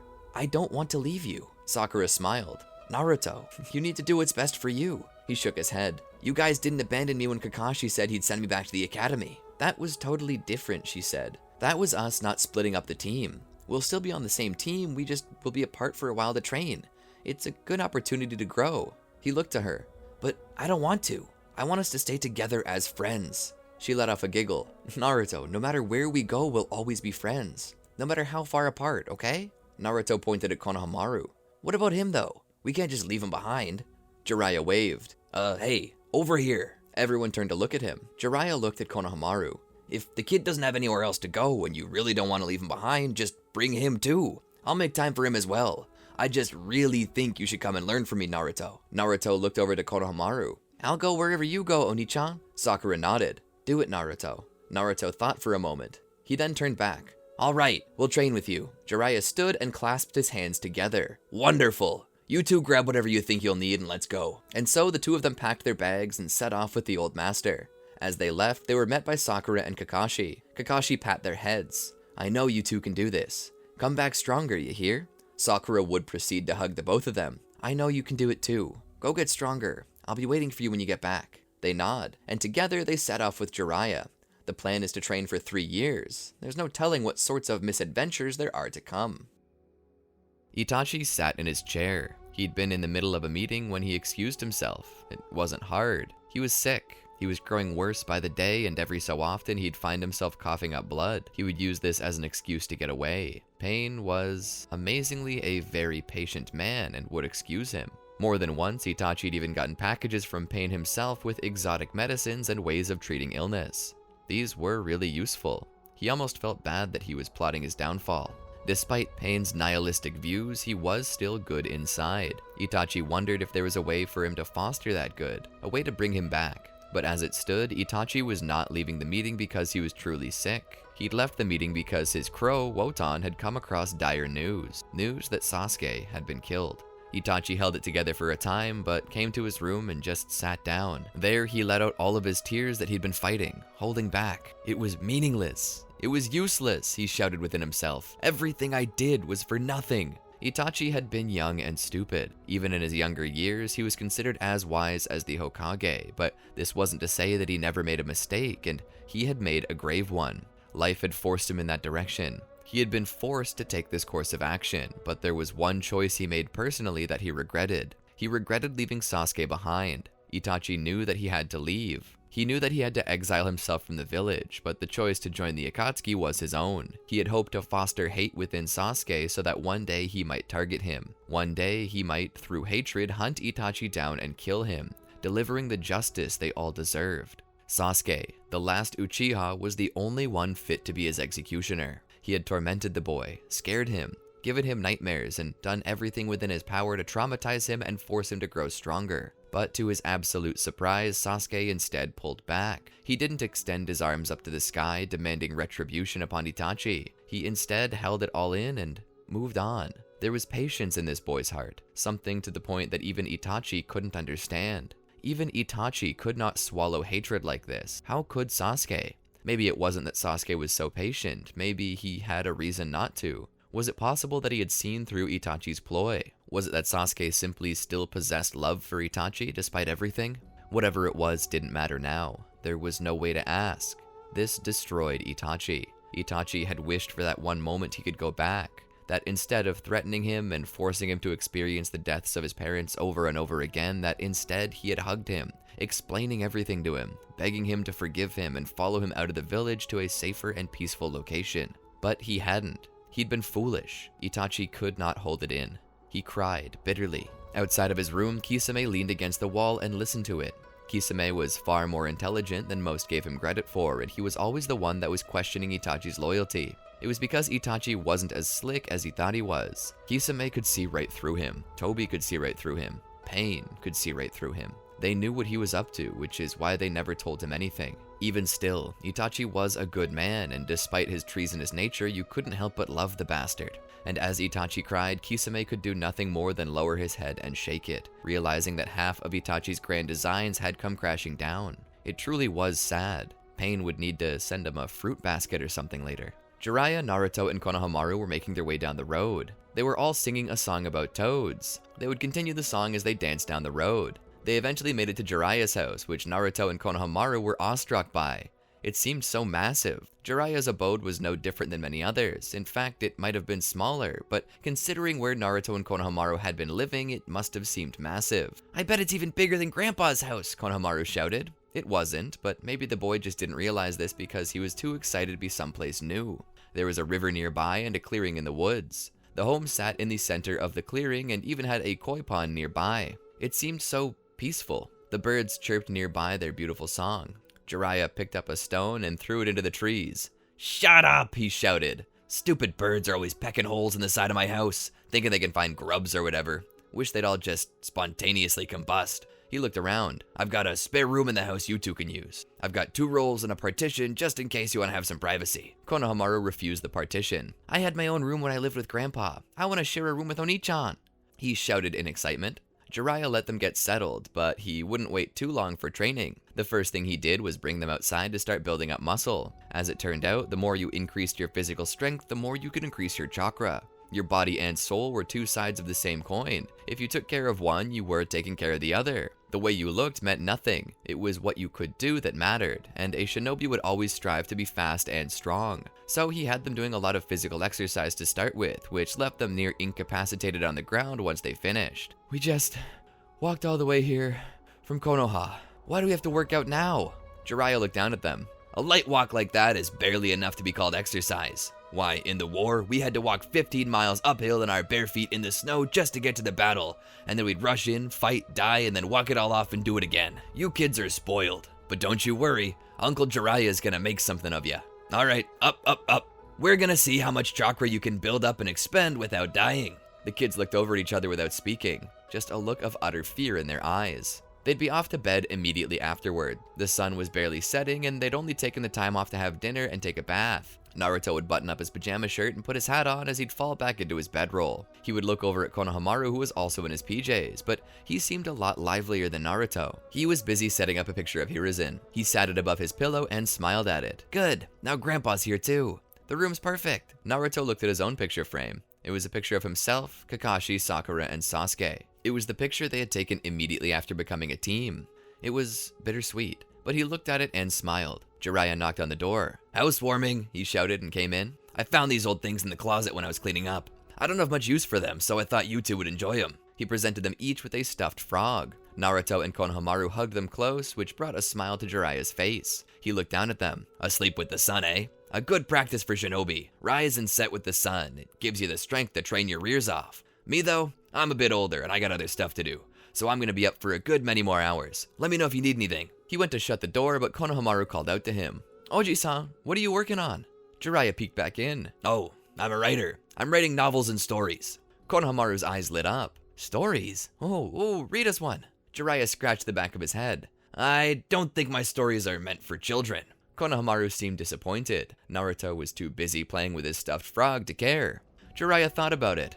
How about I tell you another story? What about one of the times I was in Amagakure teaching kids not too unlike you two?" Konohamaru nodded his head and sat there, waiting for elaboration. Naruto even put his frog down for a minute and turned over to face Jiraiya. Jiraiya began to tell his story of adventure and fun, starring himself, of course, and his 3 sidekicks, Yahiko, Konan, and Nagato. He told them of the times he attempted to teach them how to fish. "You see, the knot wasn't perfect, but it was strong.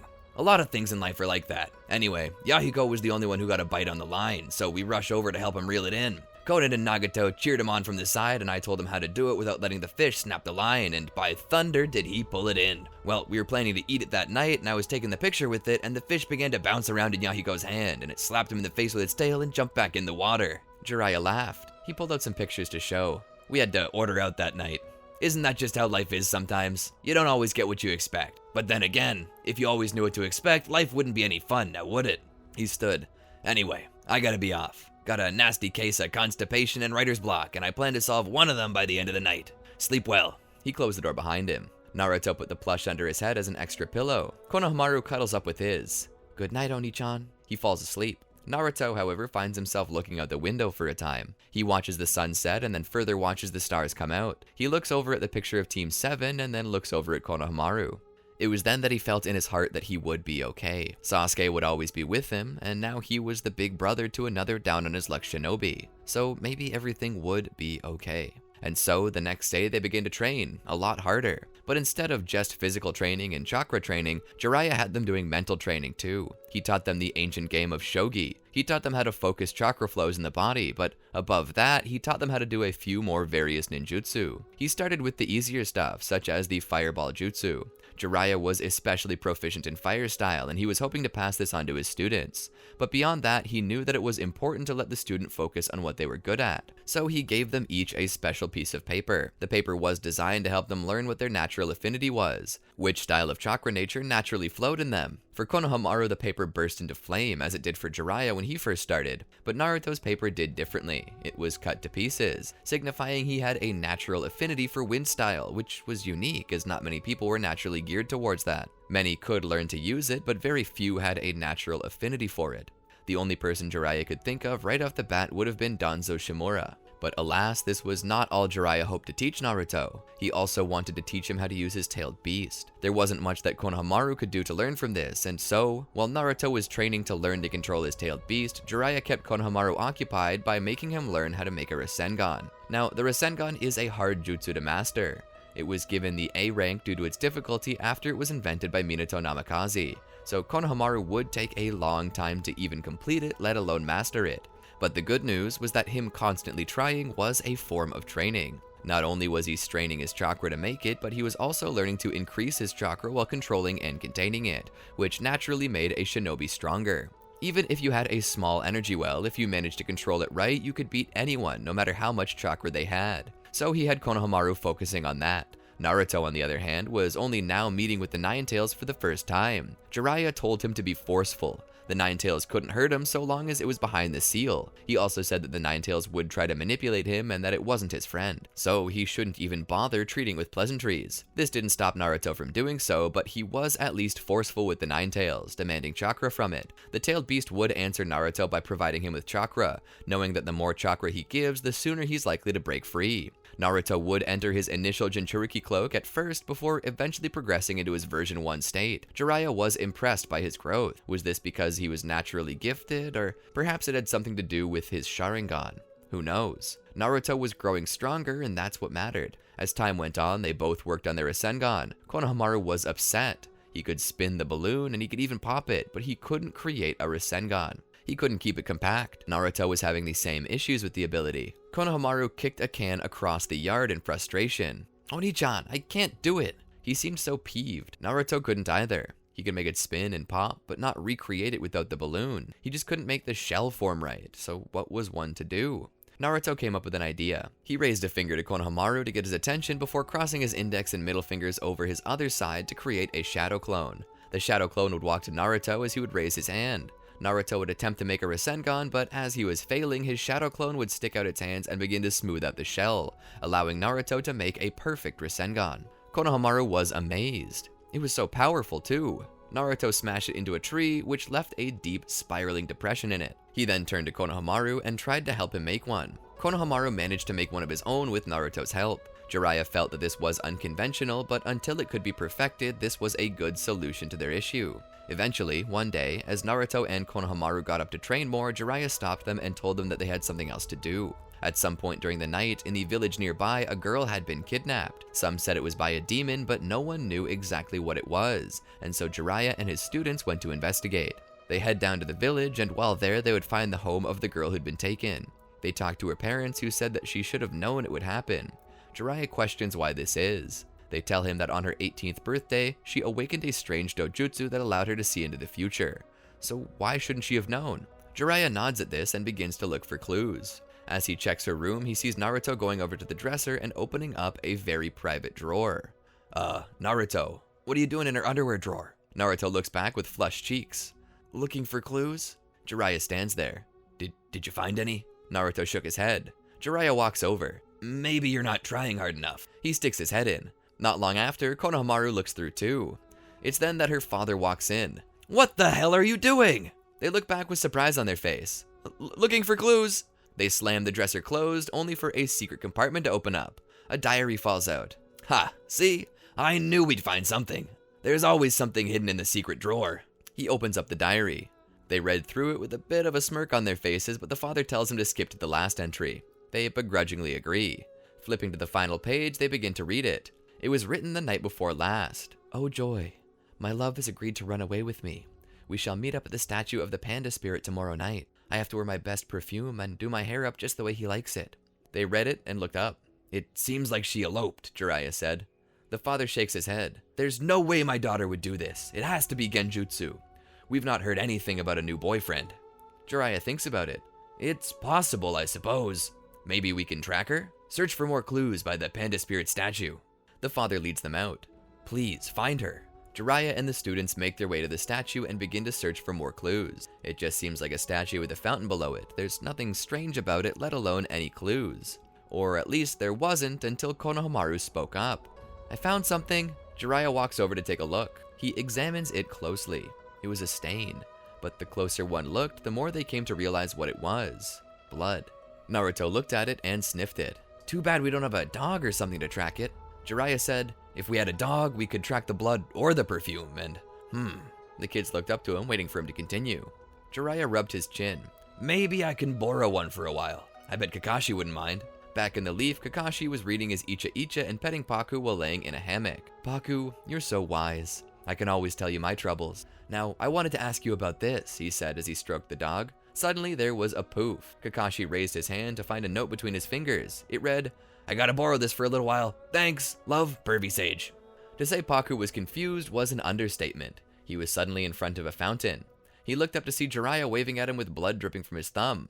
Paku spoke. Oh yeah, I forgot I made a contract with you, too. Konohamaru was already on his knees hugging Paku as Naruto was petting him and playing with his ears. Paku, barely able to breathe, spoke. I assume this is important.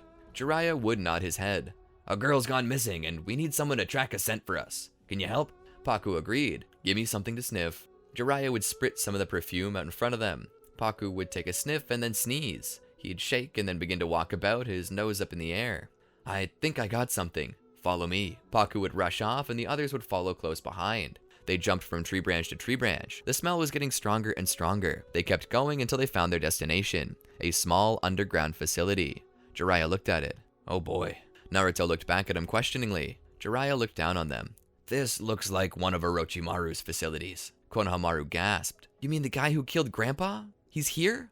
Jiraiya shrugged. It's entirely possible. We better be careful. They began to sneak into the facility to look for any sign of the girl. Jiraiya told them to be extra careful as there could be booby traps and other security devices. They continued to sneak in deeper until they found what appeared to be a hiding area. There was a girl there. Her eyes were a beautiful purple, her hair was bright blonde. Jiraiya walked up and introduced himself and his students. Hello, I'm Jiraiya, and these are my students, Naruto and Konohamaru. She greeted them. I'm Kari. Can you please help me? I thought my boyfriend was gonna run off with me, but he brought me here. Jiraiya smiled and spoke under his breath. I guess she really would do that.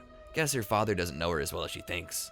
Jiraiya then spoke up. Can you tell us more about your boyfriend? She blushed. Oh, he's the most handsome boy I've ever met. He's tall, well-built. His hair is white like an angel, and he has the most caring eyes, hidden under such intellectual glasses that shine like moonlight. Jiraiya had hoped for a less cheesy description, but he could peg the boy she was talking about. It was Kabuto, Orochimaru's subordinate. He just happened to be the one who killed Tsunade when Jiraiya was sent to recruit her. He took advantage of her hemophobia and struck when she wasn't able to react. Boy may not have been the strongest in the world, but he definitely was the sharpest tool in the shed. Jiraiya began to unlock the cage as Konohamaru explores the room. He finds a notebook that speaks about her. Apparently, she possessed a unique dojutsu that appears in those of royal blood from the land of demons. Apparently, it's called the Miraigan and has the ability to see into the future, but only events in which one is about to die. This includes the user. He'd show the pad to Jiraiya, who would look at it. No wonder Orochimaru wants this dojutsu. He can practically avoid death with it. The girl shakes her head. No, it doesn't work that way. Once you see someone's death through my Miraigan, it's set in stone. You can't change it no matter what you do. All you can do is accept it. At that moment, they would hear the sound of a bell ringing and Kari would seemingly go into a daze. She almost wanted to pass out. Jiraiya caught her. What is it? What's wrong? She opened her eyes. I just witnessed the future. One of you will die. Jiraiya was shocked. Which one? She pointed down. Him. He will die, she said, pointing at Konohamaru. Konohamaru was startled. Die? I don't want to die. Someone trade places with me. It was then that Kabuto and Orochimaru walk in. It looks like we have uninvited guests, Orochimaru states. Kabuto laughs. What is this? Have you come to steal away a guy's girlfriend? Naruto steps in front of Konohamaru, and Jiraiya steps in front of Kari. Orochimaru sighs. Isn't that noble, protecting them from me? But you should know by now, Jiraiya, that I've always been stronger than you and always will be. Don't you remember the rules of Mushiken? The frog always loses to the snake. Jiraiya pops his knuckles and his neck. I always played homebrew rules, snake. Orochimaru would send snakes from his sleeves at Jiraiya, who would burn them away with fire release. Kabuto would rush at Naruto with a scalpel. Naruto, pulling a kunai, would defend himself. The two would trade blows in this tightly packed room, Naruto doing his best to keep Konohamaru out of the fray. If it was true that he'd die if he fought in this battle, then he wanted to keep him out of the battle to save his life. He wouldn't let another brother die. Orochimaru, pulling the blade of Kusanagi from within his throat, would once again rush at Jiraiya. Jiraiya would defend himself with his hair needle technique before firing the hair out at Orochimaru like Senbon, driving him from the room. Jiraiya would follow after him. As Naruto and Kabuto fought, he felt himself get struck in the cheek by Kabuto's foot, knocking him to the side. Naruto almost lost consciousness. He heard Konohamaru crying out for him. He sat up and looked back as he formed a Rasengan, but to his surprise, there were two Konohamarus, each one attacking the other, stuck in a lock. Save me, one of them shouted. Naruto looked to them. Give me a sign. Which one of you is real? One of them seemed to tear up. Oni-san, I don't want to die. The other one seemed nervous. Oh, Naruto-kun. Remember when Jiraiya-sensei told us the story about Yahiko and the fish? I'm the real Konohamaru. Please, don't let me die. Naruto made the decision. The one who told him about Jiraiya's story was the one he struck. He hit this Konohamaru full power with the Rasengan, knocking him against the wall where there just so happened to be a broom handle facing out. The Konohamaru was impaled on it, but Naruto stepped in front of the real Konohamaru just in time to keep him from seeing. Even if it was an enemy, it was using his visage, and it would surely scar him for life to see himself impaled. Naruto turned around and looked at the real Konohamaru. Kono looked up at him with tears in his eyes. Oni-chan, how did you know which one was the real me? Naruto smiled. Because you would never call me Naruto-kun. Meanwhile, Kabuto had returned to his original appearance upon death. Kari was by his side holding him. Oh, cruel world, she cried. Why must you make me the Juliet to his Romeo? Naruto grabbed her and pulled her out of the room before she could be any more melodramatic. They rushed into the main hall where they witnessed Jiraiya fighting Orochimaru. Naruto would immediately enter his version 1 cloak and join the fray, but as he does so, Orochimaru summons Manda to defend him. As soon as the snake hit the ground, Naruto was knocked back. Naruto goes sliding across the floor but manages to stand up and charge once again. Konohamaru stands with Kari to protect her as the battle rages on. Naruto would then manage to summon Gamabunta to face off against Manda. Naruto would rush off to help Jiraiya but would be kicked back by the Sannin and slide next to Konohamaru. Deep in Konohamaru's heart, he knows that Orochimaru had been the one to kill Hiruzen and he wishes to get revenge. But what can one boy do? He's not even a genin yet. How is he supposed to take out a man stronger than Grandpa? Naruto looks up at him. You can do it. I believe in you. Konohamaru stands there and gulps. He then forms a Rasengan in his hand. Naruto sits there and enters his version 1 chakra cloak, and he places his hands on Konohamaru's and transfers his excess chakra to him, building up his Rasengan into a new one. A technique Konohamaru calls Ototo to Onisan Odama Rasengan. He literally comes up with the name right on the spot and jumps up into the air with it. Orochimaru looks up to see the child coming at him. Little brother and big brother big ball Rasengan, he shouts. Jiraiya dives out of the way as Konohamaru presses the Rasengan onto Orochimaru. The ball explodes spectacularly, knocking all nearby on their rear, the pressure coming off enough to blow them back across the floor. When the light dissipates, they see nothing but a crater. Orochimaru is nowhere to be found. Laying in the center of that crater is Konohamaru, unmoving. Naruto stands and runs over to him. "Konohamaru!" he cries out as he rushes to the crater. Kari stands there and watches on. Jiraiya also rushes over. Naruto raises Kono up and holds him. Konohamaru grimaces and opens his eyes. Oni-san, did I do it?" Naruto sighs with relief. "You did, Kono. You beat Orochimaru." Suddenly, feeling comes back to the boy, and his broken and discolored arm suddenly flares up with pain. Konohamaru cries out, but eventually regains his composure, showing strength by only letting a few tears escape. Instead, he smiles to show he's pleased. Jiraiya wipes the sweat from his face. "Damn, kid. That was a gutsy move. I expected no less from the boy who carries the name of the village." Jiraiya would stabilize Konohamaru's arm and pick him back up. "Let's get back to the village." They would head back, leading Kari along with them. On the trip back, Jiraiya can't help but lament the fact that he's the last of his team alive. First he lost Hiruzen, then Tsunade, and now Orochimaru. He's the last member of his team left, and though Orochimaru had it coming, it does hurt to think about. Making it back to the village, they would bring the girl back to her father where they'd explain the situation to him. She indeed gets a scolding and is told never to run off like that again. They thank Jiraiya and his students for helping them and even pays them, which is enough for them to get the most high-end of all high-end ramen to celebrate. That night, they eat the ramen before their baths. After Naruto's bath, he steps outside and sits on the porch while Jiraiya tries to figure out how to get Konohamaru clean without getting his cast wet. While sitting there, Naruto looks up at the moon. As he does so, the moon seems to roll over and display what looks like a pupil. This freaks him out a little. The moon then turns red, and 3 Tomoe appear on the moon and begin to spin before shifting into a 3-spoked Mangekyo Sharingan. The clouds rush by at unnatural speeds. Everything seems to stop besides that.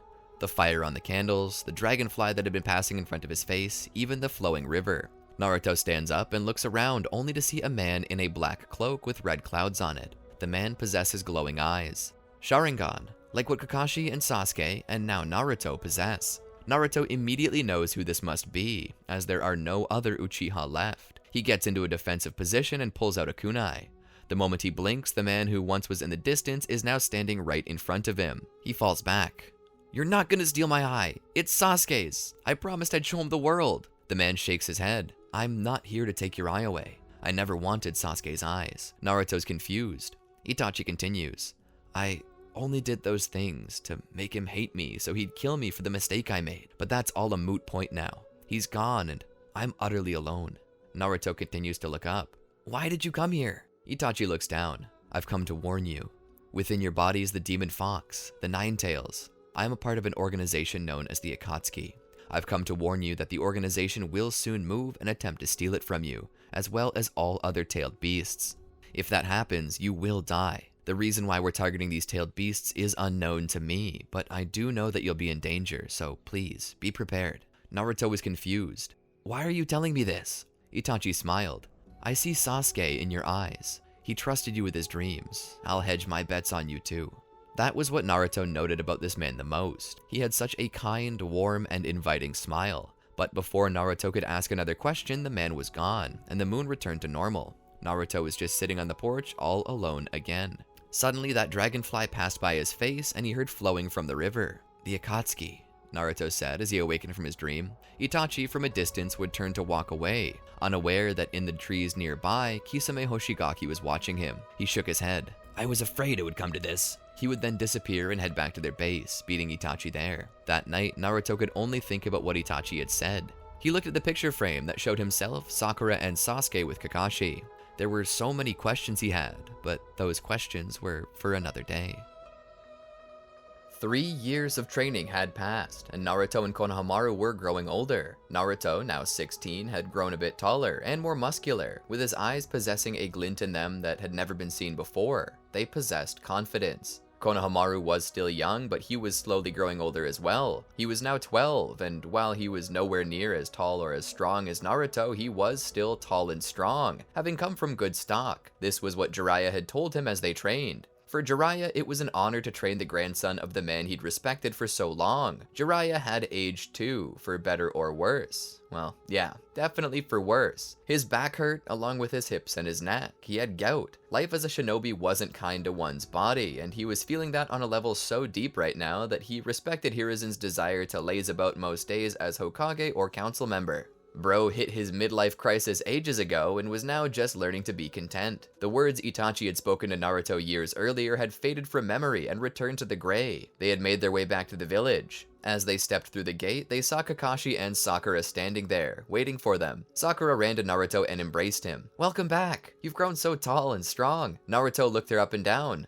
"You too. You've also grown so tall and so, wow." Konohamaru and Jiraiya looked at each other out of the corners of their eyes with a knowing glance and a smirk. Kakashi stepped up as well. Electing to give his student some time with his old team, Jiraiya offered to take Konohamaru out for something to eat. They decided to stop by Ichiraku Ramen. The village had changed quite a bit in the 3 years they'd been gone, but stepping into the restaurant, Konohamaru was glad to see that nothing there had changed. The same old man, the same girl with him, albeit a smidge taller, the same stools, the same peeling wallpaper. The only difference was a new set of wind chimes, which made it even homier in there. They sat down by the bar and Jiraiya merely held up his fingers, asking for two. Teuchi would see them and smile, preparing 2 bowls of freshly cooked ramen. Jiraiya would turn to Kono and speak. "I've got a bit of a surprise for ya." Konohamaru looked up curiously. "I sent some messages ahead of time to the 5th Hokage, Danzo Shimura, and mentioned your growth. I gave account for everything I'd be teaching you, and he approved your status as a genin. You're now officially a shinobi of the Hidden Leaf Village." Konohamaru was ecstatic, face lit up like a Christmas tree, pure joy and excitement. "Really? I'm a shinobi now?" Jiraiya laughed. "A shinobi is measured by their heart, Konohamaru, not by a piece of paper. You were a true shinobi in my book the moment you began to take your training seriously. And to show that, I've got something for you." He pulled a headband with the plate of the hidden leaf on it from behind his back. "This was the headband I used during the Second Shinobi World War. I'm giving it to you. You deserve it." Konohamaru took it and looked at the headband with reverence. This single piece of cloth was older than he was. He put it on his head. It obviously hadn't been washed in that many years either, as his nose could detect. But this did not mean that he was going to clean it though. He hoped that if possible, the blood, sweat, and tears within this old headband could transfer to him the wisdom and skill of this powerful toad sage. Just as he looks up to speak, a voice from behind echoes out along with the smell of cigarettes and discount body spray. "As I live and breathe, little Konohamaru." Konohamaru looked back and smiled. "Uncle Asuma!" Alongside him, Asuma had with him the rest of Team 10, Shikamaru, Choji, and Ino. It seemed he too was here to treat them to a meal as Jiraiya was for him. Asuma stepped in below the light-hanging partition of the little restaurant. He sat down at the bar and his team sat down on either side, Choji rubbing his hands together with a smile, raising his hand to display the number 4 with his fingers. "I didn't know you were back in town." He noticed the headband. He gave it a flick with his finger to hear it tink against his nail. "Ah, finally reached genin. I'm proud of you. How do you like being the 3rd official member of Team Kakashi?" Konohamaru looked a little confused. He looked back at Jiraiya. "I was planning to inform you all a little later." Asuma's brows raised. "Uh-oh, did I just reveal some big secret? My bad." Konohamaru's eyes lit up even more. "I get to be on the same team as Oni-chan?" Jiraiya laughed. "Yes, Kakashi should be showing up not too long from now to officially add you to the team."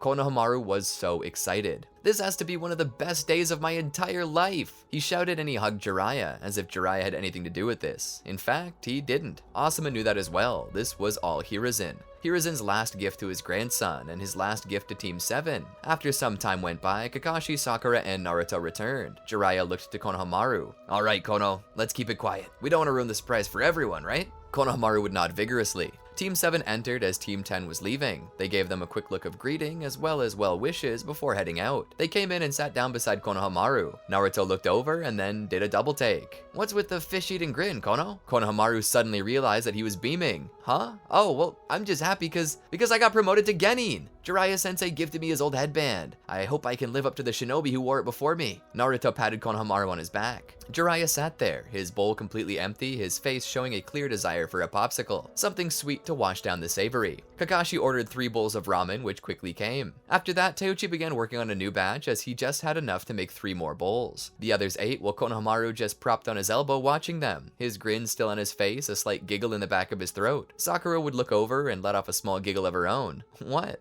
Jiraiya would lift the back of Konohamaru's bandana, causing the protector to slide over his eyes. Konohamaru lifted it and looked back at the elderly sage, who gave him a look telling him to stop being so obvious. After the meal, Kakashi walked out with them. He took them to the monument of the Will of Fire. Jiraiya followed at a distance. Kakashi stepped up to it and looked it over. He looked back. I have a surprise for you, though I suspect Konohamaru already knows. Sakura and Naruto listened carefully, curious but excited. We've officially received a third member to our team to take the vacancy left by Sasuke. That Kakashi had to say, measuring his words carefully, knowing that the word replacement might tear open a wound. Konohamaru Sarutobi will be our third member, as per the wishes of Hiruzen. This has been planned for a long time, he said. If you recall, when Konohamaru was sent to us to learn, or as he believed, to scout out a new member for our team, that was but a lie I made up. The true motivation was to see if you could mesh well with the team, and to see if you were even open to allowing another member to take the vacancy left by Sasuke. It was Hiruzen's hope to see his grandson on a team where he could grow and understand the brotherhood that comes with being a shinobi. That's why I brought you all before this symbolic statue. This, the Will of Fire, signifies a bond between us all. We're all brothers and sisters, not of blood, but by will and decision. This was something Hiruzen always taught me and taught others, so I felt it was only right to come here and say the same, perhaps as a parting gift to you from him. Sakura and Naruto turned around. Konohamaru bowed to them in honor and respect. It's not my wish to replace your friend. I wish only to join your family if you'll have me. I'll attempt to live up to my name and your expectations, and hopefully perform in a way that'll make Big Brother Sasuke proud to have me carry on his duties. I hope you'll please accept me. Jiraiya smirked. How long did it take him to think up that? He wondered. We would be so honored to have you on our team, Sakura said. Naruto mirrored the sentiment. Nobody can ever replace Sasuke, but if there was one person I could choose to carry on his duties for him, it would be you, little brother. Konohamaru would suddenly begin to tear up, large drops rolling down his cheeks as his lips quivered. Sakura looked at him and wiped one away. What's wrong? He looked to her. I'm so happy that you all like me. I was so scared that you wouldn't want me on the team. Sakura laughed. No, you're a wonderful kid, Kono. We're honored to have you a part of our little family. We're brothers, Kono. There's no reason that you shouldn't be on our team. They were overtaken with joy. After this, Jiraiya requested that Naruto and Konohamaru follow him. They'd find a beach and sit down. Jiraiya would give each one a popsicle, as he himself would have two. Popsicles came in packs of two, meaning there was always one left over, and since he was the one buying, he got the extra. They just sat there and enjoyed the delicious blue raspberry flavor. As they enjoyed their treat, Konohamaru looked over to Naruto. What even is a blue raspberry anyway? I don't think it exists. Naruto scoffed. If it didn't exist, we wouldn't be eating it right now. Jiraiya was too busy going full walrus on those popsicles to even care if blue raspberries were fruit or not. As time slowly passed on, he'd be left with two empty sticks. He'd look down at Konohamaru and Naruto for a moment before looking back up. Well, I suppose I should be on my way. On your way? Konohamaru asked. Jiraiya nodded. I gotta get back home. You didn't think I planned to move here, did you? No, Konohamaru said. I thought we'd have more time to spend together.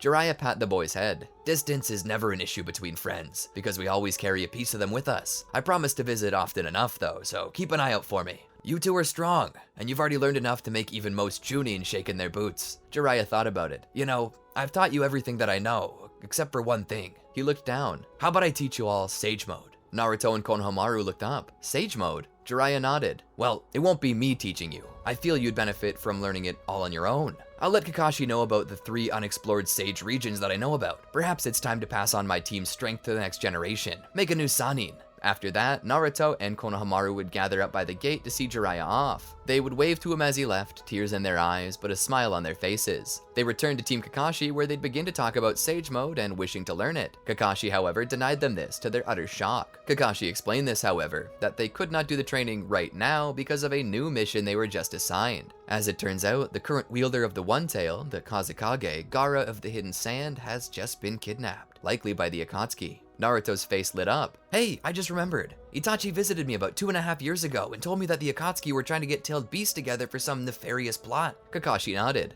We know. Jiraiya sent us a letter with the story you told him inscribed into it. That's why it is of utmost importance that we go get him back. If this tailed beast falls into the hands of the Akatsuki, we'll be in big trouble. And with that, they began to make their way to the Hidden Sand. As they entered the village, Kakashi would feel the eyes upon him as he was mistaken for his father, something evident by Chiyo's reaction to him. Konohamaru was having the time of his life. He'd never been to a desert before. But it was then that they came across Temari and Konkuro, the latter in critical condition. What happened to him? Kakashi asked. Temari looked over. He was poisoned by an Akatsuki puppet master. Kakashi began to get the details while Naruto and Konohamaru checked on Kankuro. Sakura was there too to ensure Naruto and Kono didn't get in the doctor's way. After collecting some information, they set out to rescue Gaara. "What kind of man is this Gaara?" Naruto asked. "Well, he attacked Konoha during the Chunin exams and released a massive sand tanuki into the middle of the stadium. That was him? Then why are we rescuing him?" Kakashi would sigh. "It has a dual purpose. The first is to foster a good relationship with Suna, and the other is to keep the One Tail out of the hands of the Akatsuki." As they spoke, they'd suddenly be stopped by a clone of Itachi. He was alone, likely intended to serve as a distraction for the heroes, but he instead let them pass, telling them exactly where to go. They rushed in that direction and made their way into the cave. They had just barely missed the enemy by no more than a minute. They had just extracted the One Tail from the body of Gaara. This would lead to a battle. Naruto and Kakashi versus Deidara, and Konohamaru, Sakura, and Chiyo against Sasori. Konohamaru would stand there, a kunai in one hand, the other clenched into a fist. Sakura was quite the same. Chiyo was making use of puppets, much like Sasori. Konohamaru would rush in, only for Sakura to completely blow past him before jumping into the air and striking the ground with such force that the ground began to shatter. Konohamaru stopped for a moment, his mouth agape, finally realizing why big brother Naruto had a crush on this girl. As Sakura drove him back, she managed to get a good strike in on her target. She smiled as the body fell apart, but as she realized it was just a puppet, her smile faded. The real Sasori appeared. Well, real is an exaggeration, as this body was a puppet as well, though it was also the vehicle of the only human part left of him. He had his own little private army of puppets appeared to defend him. Sakura would smash some, and so would Konohamaru, but in the end, Chiyo decided to use her own puppets to destroy those of Sasori, creating an opening. Sakura rushed in, ready to strike his one weakness, but as she did, a compartment in his abdomen opened up and a wire laced with poison came out to strike at Sakura. But Konohamaru, being a little bit smaller and more nimble, rushes through and gets close. He's not quite strong enough to do a Sasori, so he tries something new. He uses his scarf as a weapon and wraps the long tail of it around Sasori's wire by infusing his own chakra into it. This creates such an opening that they can kill Sasori with one strike. A strike that Sakura takes advantage of. She strikes Sasori in his heart, killing him. It's then revealed that Deidara escaped, but they had recovered the body of Gaara, and in a moment of consciousness, Chiyo sacrifices her life to bring Gaara's life back. After this, they take a sample of Sasori's poison and return to Suna, where they present it to the doctors, who use it to cure Kankuro. They then head back to Konoha, but once they get there, they have very little time to rest, as Danzo is taking the threat more seriously now. He begins sending shinobi out to capture the Akatsuki, dead or alive. The first targets are Hidan and Kakazu, two shinobi that are linked to the Akatsuki, and had partaken in another attack on another Jinchuriki not too long ago. Before the mission begins, Konohamaru finds himself at Ichiraku Ramen eating while Asuma comes in. He sits down. "Hey Kono, what's up?" Konohamaru shrugs. "Nothing really."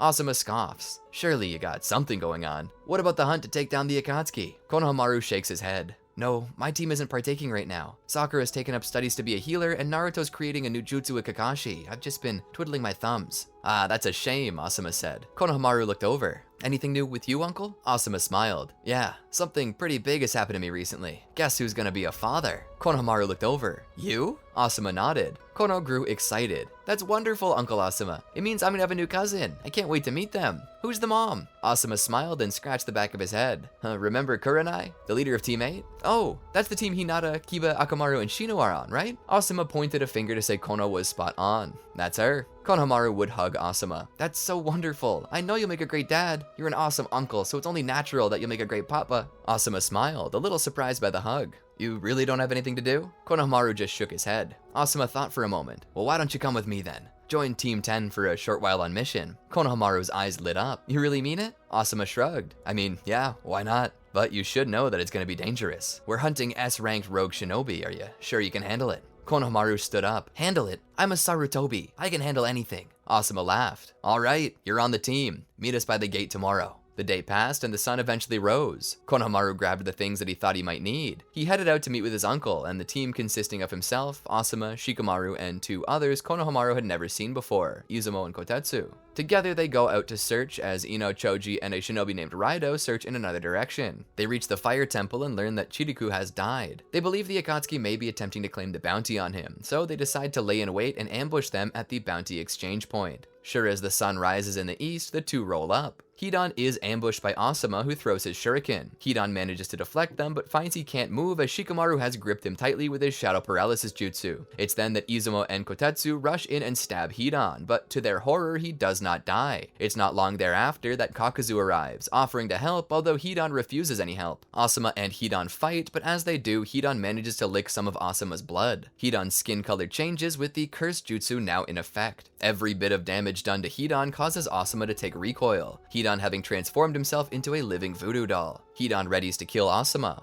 Konohamaru cries out. Shikamaru does manage to stop this with the shadow paralysis jutsu. Shikamaru learns that if they can get Hidan off the curse circle on the ground, the jutsu doesn't transfer the damage, so they need to pull him out of the circle, and Hidan takes damage from an attack, the damage not being transferred. Asuma beheads Hidan, but horribly, Hidan remains alive and has Kakuzu reattach his head. The battle continues. As it does, Hidan manages to fool Asuma, stabbing himself with his own scythe as he steps over the circle again. Asuma goes down. Shikamaru cries out, as does Konohamaru. Both run towards Asuma and Hidan, as Hidan prepares to puncture his own and by extension Asuma's heart with a spike. As Shikamaru runs, he trips and falls on his face, losing his chance to save his mentor, all while he blames himself for what's happening. But not Kono though. Agile and nimble as ever, he rushes past quickly. Hidan laughs as he goes to stab himself, but suddenly his arm is gripped by a scarf. Konohamaru manages to swing around Hidan by the scarf, tripping and pulling him down and out of the circle. Hidan stands and pulls the scythe from his stomach. Fine.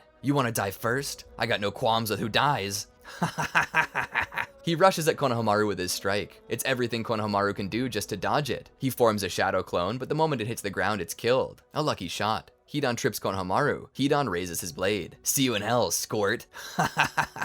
Before he can drop the blade though, Shikamaru catches him in shadow paralysis. Konohamaru stands. He steps back and forms a shadow clone, which then helps him form a Rasengan. Kono runs forward, planting the strike in Hidan's chest, sending him flying backwards. He lays there for a second before sitting up, declaring how badly that hurt before shrugging it off. How do we kill something like that? Konohamaru asks. Shikamaru is unsure himself, but all he knows is that they need to deal with it. They need to take one alive and kill the other. Since this one is functionally immortal, he may need to be the prisoner. But with his pain tolerance, Shikamaru wonders how well the intelligence team will do getting any information out of him. It's then that Choji, Ino, and Raido appear and join the battle. Kakuzu is beginning to wonder if they should retreat. Hidan doesn't want to though, and so he continues the fight, refusing to leave until he's killed at least one person in revenge, and right now, the one he wants to kill most is Konohamaru. He licks his scythe. It's then that Kono realizes that he's been cut at some point in time. Hidan draws a circle on the ground and looks up with a nefarious grin. I'll teach you what happens when you dare blaspheme in the face of Jashin. He stabs himself in the side with a spike. Konohamaru cries out and hits the ground as he coughs up blood. He raises the blade once more to hurt Konohamaru, but he's suddenly stopped when Ino uses her mind-body switch technique to take over Hidan's mind and body. Shino realizes it. Ino, get out of the circle! She forces Hidan out of his circle, and once more Shikamaru rushes forward. The technique ends and Hidan opens his eyes with confusion before suddenly his head is once again decapitated. Shikamaru takes the head for himself, shoving it into his backpack where they can no longer hear it speak.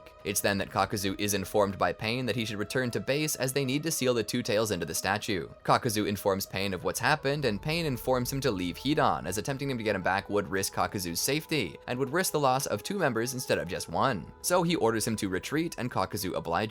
With the battle over, they rush over to Asuma, who's still bleeding. Asuma-sensei, are you okay? Ino asks. Forget about me. Is Kono okay? Shikamaru rushes over to check on Konohamaru. I think so. It looks like a flesh wound. Hidan must have wanted to hurt him, not kill him. Asuma sighs in relief. That's good. Now I just... The adrenaline wearing off, Asuma passes out. Both Asuma and Konohamaru are rushed to the hospital for their wounds, both suffering from blood loss. Konohamaru suffers from mild anemia, while Asuma suffers from major anemia, as well as some perforated organs. It doesn't take long to get Konohamaru patched up, but Asuma is still under the knife for a good few hours. Konohamaru would wake up in the hospital. His eyes open but blurry, his speech slurred as his groggy eyes meet with a figure standing over him. The figure leans down. Kono, Kono, he smiles. Are you an angel? Sakura sighs in relief. No, I'm just a healer. Konohamaru blushes a little in embarrassment. Suddenly, Naruto rushes in, still dripping wet from his training at the waterfall. Is he okay? Sakura looks back with a smile. Yeah, he's gonna be fine. It was just a flesh wound. A lot of blood loss, but we've given him a transfusion and stitched him up. He should be back in working order in no more than 2 weeks, maybe less. Naruto sighs in relief, a feeling shared by Konohamaru. Suddenly, his eyes light up. Uncle Asuma, please tell me he's okay. Sakura smiles. Yes, he's in surgery now, but the doctors are adamant that his life can and will be saved. Shizune herself even stepped in to deal with the injuries. She's gonna do everything she can to make him better. It was then that Shikamaru, Ino, and Choji step into the room. Shikamaru sees Konohamaru and asks him how he's doing. Like I've been stabbed, but I'll live. Shikamaru would laugh. The Ino Shikacho trio then present a bouquet of flowers from Ino, cut personally, a bouquet of balloons from Shikamaru, and a big box of chocolate from Choji. Shikamaru stands there. I think I speak for all of Team 10 when I say thank you. If it hadn't been for you, our mentor would have been killed. Konohamaru smiles. He's my uncle too. I would have been crushed if he died. Shikamaru smiles. I see. Well, we just wanted to thank you anyway. You did us a solid. Know that if you ever need anything, you can rely on the Ino Shikacho trio to help. We'll leave now and give you your privacy. They proceed to turn around and close the door behind them. Sakura smiles. You did so good, Kono. I'm proud of you. Konohamaru sat forward. Hey, save some for me, he called out to Naruto, who had already broken into the chocolate. Konohamaru then lay back. Sakura giggled. Just take the rest of the time off to heal. Kakashi said that if this mission goes smoothly and we don't have anything super big to do after, we can finally take that time off to train with Sage Mode. There were 3 different locations and each provides a special way of accessing a new power. Kakashi said we should all train separately and grow proficient in our own style so we can complement each other better when we're back together. Naruto already called dibs on Mount Myoboku and I took Shikotsu Forest. That leaves you with Ryuchi Cave, where you'll meet the Snake Sage. Sound good? Konohamaru pouted a little. I wanted to be the frog. Sakura laughed. Snakes eat frogs, so it'll give you a leg up on Naruto. Kono smiled. All right, let's do that. For the rest of the time he was in the hospital, Naruto finished his signature technique, the Rasen Shuriken. With it, he managed to find and kill Kakuzu. Asuma would also get better, being capable of returning home, where he would get quite a bit of time off that he could spend awaiting his new child, Mirai. Sadly though, it was during this time that Itachi would die. He would just fade away. He believed such a disgraceful end to a shinobi as he would be fitting. That maybe this was in some way divine punishment. Maybe God was getting him back for the evil life he had led. He hoped so. It would bring his soul some peace as it passed on. After this, the 3 of them met up by the gate where Kakashi met them. Bright-eyed and bushy-tailed, eh? That's good. I can't come with you, but here's a map for each of you. It's quite hard to find the sages without knowing how to get to them, and this should help you get there in one piece. Now, head off, get stronger, and make me proud. With hope in their hearts and fire in their bellies, the 3 go their own ways to learn Sage Mode. The 3 ninja walked down the road together. Naruto was beaming from ear to ear. On his right was Sakura, on his left was Konohamaru, the 2 people he cherished most in this world. As they continued their trek down the road, Konohamaru spoke. So, I'm gonna learn from some snake sage? What's that gonna be like? Sakura looked over. I don't know, but you should watch out. Snakes aren't the nicest. Be cautious. Konohamaru's eyes widen. What, you mean to say they might actually kill me? She shrugged. There's no telling. Naruto smiled. You'll be fine, Kono. I believe in you. Konohamaru huffed. Easy for you to say. You took the toads like Master Jiraiya. You already know what they're like. Naruto smiled. He knew this was true, but still, he couldn't wait to see what it was like when Konohamaru mastered Snake Sage Mode, or whatever it was. They then came to a crossroads. They stopped and looked to each other. I guess this is where we part ways, Sakura said. Konohamaru slowly nodded his head. Yeah. Sakura brushed it off.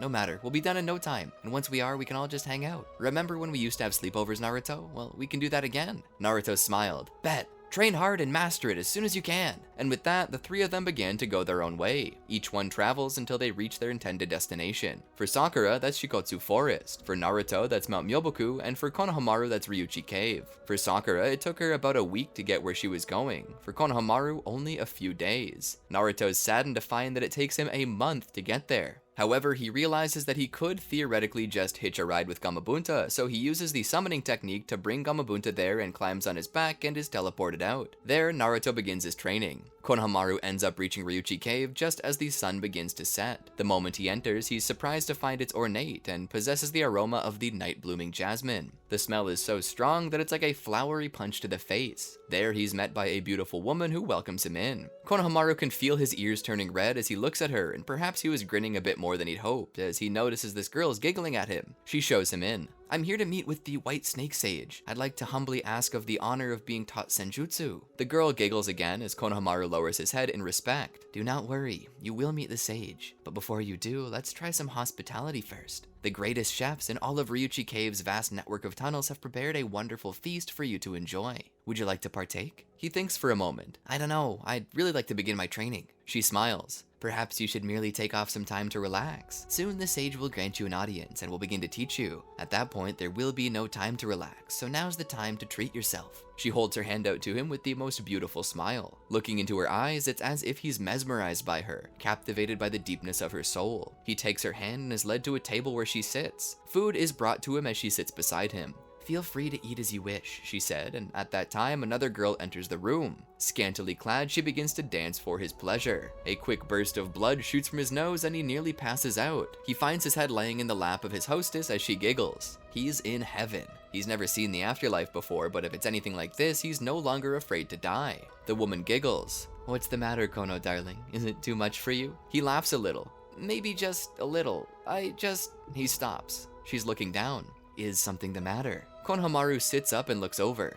When did I mention my name? The woman's soft expression grows slightly more serious before softening out again. You told me when you arrived. Konohamaru looks at the food and the entertainment again. And who told you I was going to arrive? The woman sighed, her expression becoming slightly more disappointed. I really was looking forward to eating you. You're so small and adorable. I wonder if you taste as sweet as you act. Konohamaru was a little startled. Eat? The woman looked over, her visage a bit more reptilian. Of course, silly. You didn't think we were just gonna let you go. The sage insisted that whoever fails our test we can eat, but only if you fail our test. Sadly though, you passed. At least, you passed my test. Let's see if you have what it takes to make it to the end. She faded away, and with her, she took the rest of the ornate palace. All that was left was the dancer, whose clothes had shifted to something a bit more modest, similar to what the hostess had been wearing before. She beckoned Konohamaru to follow her with a giggle. Konohamaru stood and chased after her. Hey, wait, he called out. She appeared to be about the same age as Konohamaru. She was playful and almost seemed sweet to a point, but by this time Konohamaru had reinforced his mind, realizing that nothing he saw in this cave was for real. For all he knew, he was right now in some elaborate genjutsu while the snakes were slowly draining his life force. He kept his attention up and kept moving forward. Eventually he's led by her into a room, and the moment he does, the entrance behind him closes. What's going on? I wanted you to take me to the sage. The girl giggles. You're so much livelier than the others. Generally, we only ever see old men come through, and they're hard to play with because they're so stiff. So rare that someone closer to my age comes through. I bet you're so fun. You're cute too. Maybe you could just stay here with me forever? I love to drink the chakra from a defeated man, someone who no longer has the will to fight back. It's so delicious. She giggles. Konohamaru looks back at the entrance and finds a stone slab with many holes and crevices in it.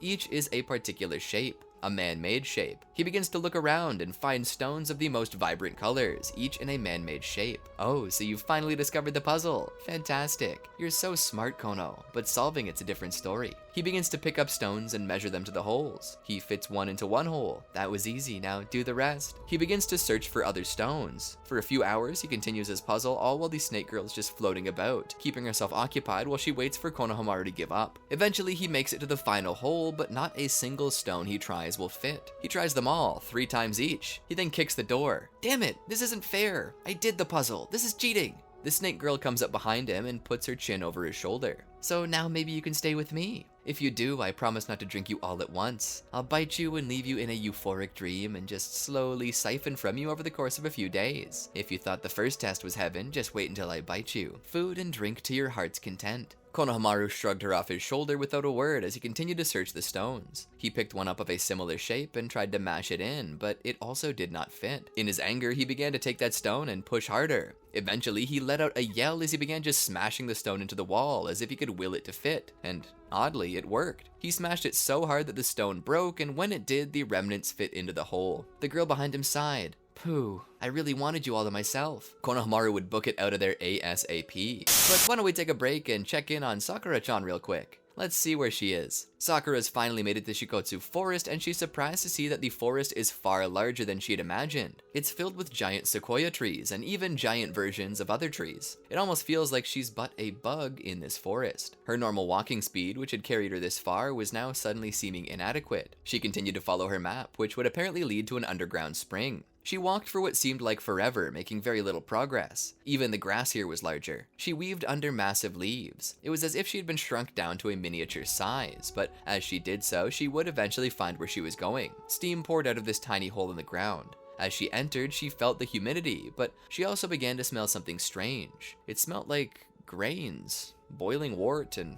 sulfur. That's just what her nose thought it smelled. Coming deeper, she discovered that this little hot spring had been transformed into a bathhouse and a makeshift brewery. She was smelling the process of them making beer. She would be led deeper to the sage himself. She would bow and introduce herself. To her surprise, the slug was very kind and welcoming, only stopping his conversation with her to take in more beer. He offered her some, and she feared being rude, so she accepted. She took one sip. There was the bitter and sour tastes of hops and fermentation, though there were traces of sweetness in there that tasted like citrus. The slug sage laughed upon seeing a foam mustache on his soon-to-be new apprentice. Sakura giggled and pointed out the sage's very own mustache, and the two chortled for some time. "And what did you say that your name was, little human?" the sage asked. "Sakura," she spoke up. "Sakura Haruno." The sage's eye stalks bounced a bit in excitement as she spoke. "Well, Miss Sakura, I believe this to be the start of a wonderful and most fruitful relationship." Sakura then asked what he would teach her, and the sage informed her that they did not teach senjutsu as the other sages did. Instead, they believed in storage, in storing one's power for use at a later time, to be prepared. It was then that he informed her that he would teach her the strength of 100 seal, as well as how to make use of healing chakra, as healing was one of the specialties of the slugs. "Of course, your body doesn't secrete the same types of fluids that ours does, so it'll be harder to teach you our ways, but we have many techniques for healing." And so Sakura continued her training. Naruto had a leg up on everyone, as he had already been training for days. He was past the preliminary stages of his learning and was now learning to take in nature energy, though his cheeks continued to pudge as he had yet to be capable of balancing it properly. But that was what the beat stick was for, just to beat that extra sage chakra out of him to help him find his balance. Back at Konohamaru's training grounds, he found himself walking alone in the darkness, when suddenly a snake girl rushed up from behind and bit his shoulder. He let out a cry and fell to one knee, holding his shoulder. He looked up. What was that for? He sees Jiraiya looking back at him. "I don't know. What was it for?"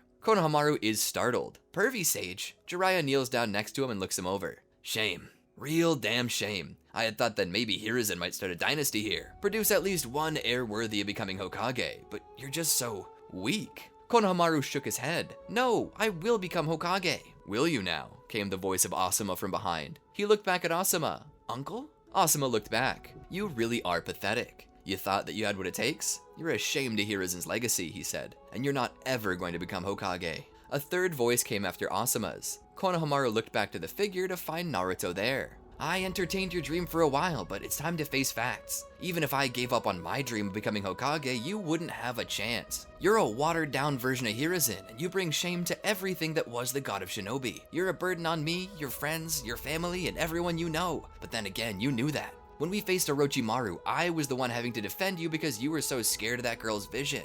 Being stabbed to death, she told you. Even still, you wonder if she really meant you and not Kabuto. You're paralyzed in fear, and because of that, you'll never amount to anything." Konohamaru growled. "Don't assume you know anything about me," he shouted at the shade of his friend. But suddenly, the gruff voice of a man he knew well spoke from behind him. "We know everything about you, grandson." Hiruzen stood there. "I never told you about your parents, did I?" Konohamaru looked back at him with terror in his eyes. "Or maybe you always knew." The specter of Hiruzen knelt beside him, one hand on the boy's shoulder, his eyes filled with malice. "They're still alive," he whispered to him. "They were always alive. They abandoned you because you were weak. You were not the child they wanted, so they dumped you off on me, and I, in turn, dumped you off on Ebisu. None of us wanted you. Ever. Why do you think Asuma didn't take you in after I was killed? Why do you think Ebisu never tried to stop you from leaving to train with Jiraiya? Even Jiraiya didn't want you there. He only agreed to take you so Naruto wouldn't be lonely. But even Naruto's grown out of you now. You're just a third wheel, a hanger-on. So why should you even walk out of this cave alive? Why are you fighting so hard? Nobody loves you. Nobody wants you. Maybe you should just die." Tears were rolling down Konohamaru's cheeks as he listened. So much of it made sense. He just sat there on his knees, his own arms crossing in front of him as if he were searching for a hug from himself. The specters of his past stood and gathered around him. "Just give in. Just choose to die. You'll save yourself and the rest of your friends a lot of trouble." Konohamaru sniffed a bit and took a deep breath. You're right. I am weak." The specter of Hiruzen began to smile nefariously, but suddenly that look in his eyes was robbed when he heard Konohamaru say, "But I know you're wrong. You're lying to me because I know Naruto. He fought to protect me when I was scared, not because I asked him to, but because he was scared to lose me. I'm still scared that I will die. I'm still scared of being stabbed. But if I had a choice to get stabbed to death or let my big brother Naruto down, I would choose to be stabbed. He refused to go train with Jiraiya without me, so I know he loves me. And Jiraiya-sensei does too. When I broke my arm, he wrapped it personally. When it ached at night, he let me sleep in his bed with him. Jiraiya loved me too, and I loved Jiraiya. He was my master, but he was also a friend, a part of my family. And Asuma? Well, I saved his life. He screamed out my name in fear when I got hurt doing so. And when you died, Grandpa, I was so sad, but I knew you loved me and wanted what was best for me, because your final order was to put me on Team 7 so I wouldn't be alone after you died. I am loved. I may be weak, but I'll fix that. I may be scared, but I'll face that. And as long as the love of my friends exists, I will too. I won't let you mess with my head. My parents, they were valiant Anbu agents who gave their lives in battle in defense of the village where their little boy lived, a boy that they named after the village of his birth. I carry the name of the very village I love, and I will not disgrace it by calling myself of no worth. He wiped his eyes and stood. Nice try, but I'm not gonna let you destroy me. The image of Hiruzen seemed shocked, but smiled before transforming back into the third snake woman. The fog went away, and Konohamaru found himself in front of a temple. The woman before him smiled. You passed my test. Normally I'd be upset, but after witnessing all of your self-doubt and fears, I know your heart is pure. And that is something so rare to find these days. You are worthy of meeting with the Snake Sage. Go on, I'll be there with you. Konohamaru let off a small, triumphant smile and climbed the stairs into the temple where he found the white Snake Sage resting on a lounge. She seemed elderly and weak, but she exuded a sense of power. Her eyes watched as he stepped in with a smile on her face. So rare are the worthy that I know you must truly deserve this power if you've come this far seeking it. Konohamaru nodded. Yes, your excellency. I would be so honored if you would deem me worthy to learn your most treasured of arts. Impressed by the flowery nature of his speech, she knew that he must have learned it during his time in the Hokage's residence. She bid him closer with a finger. He came closer to her.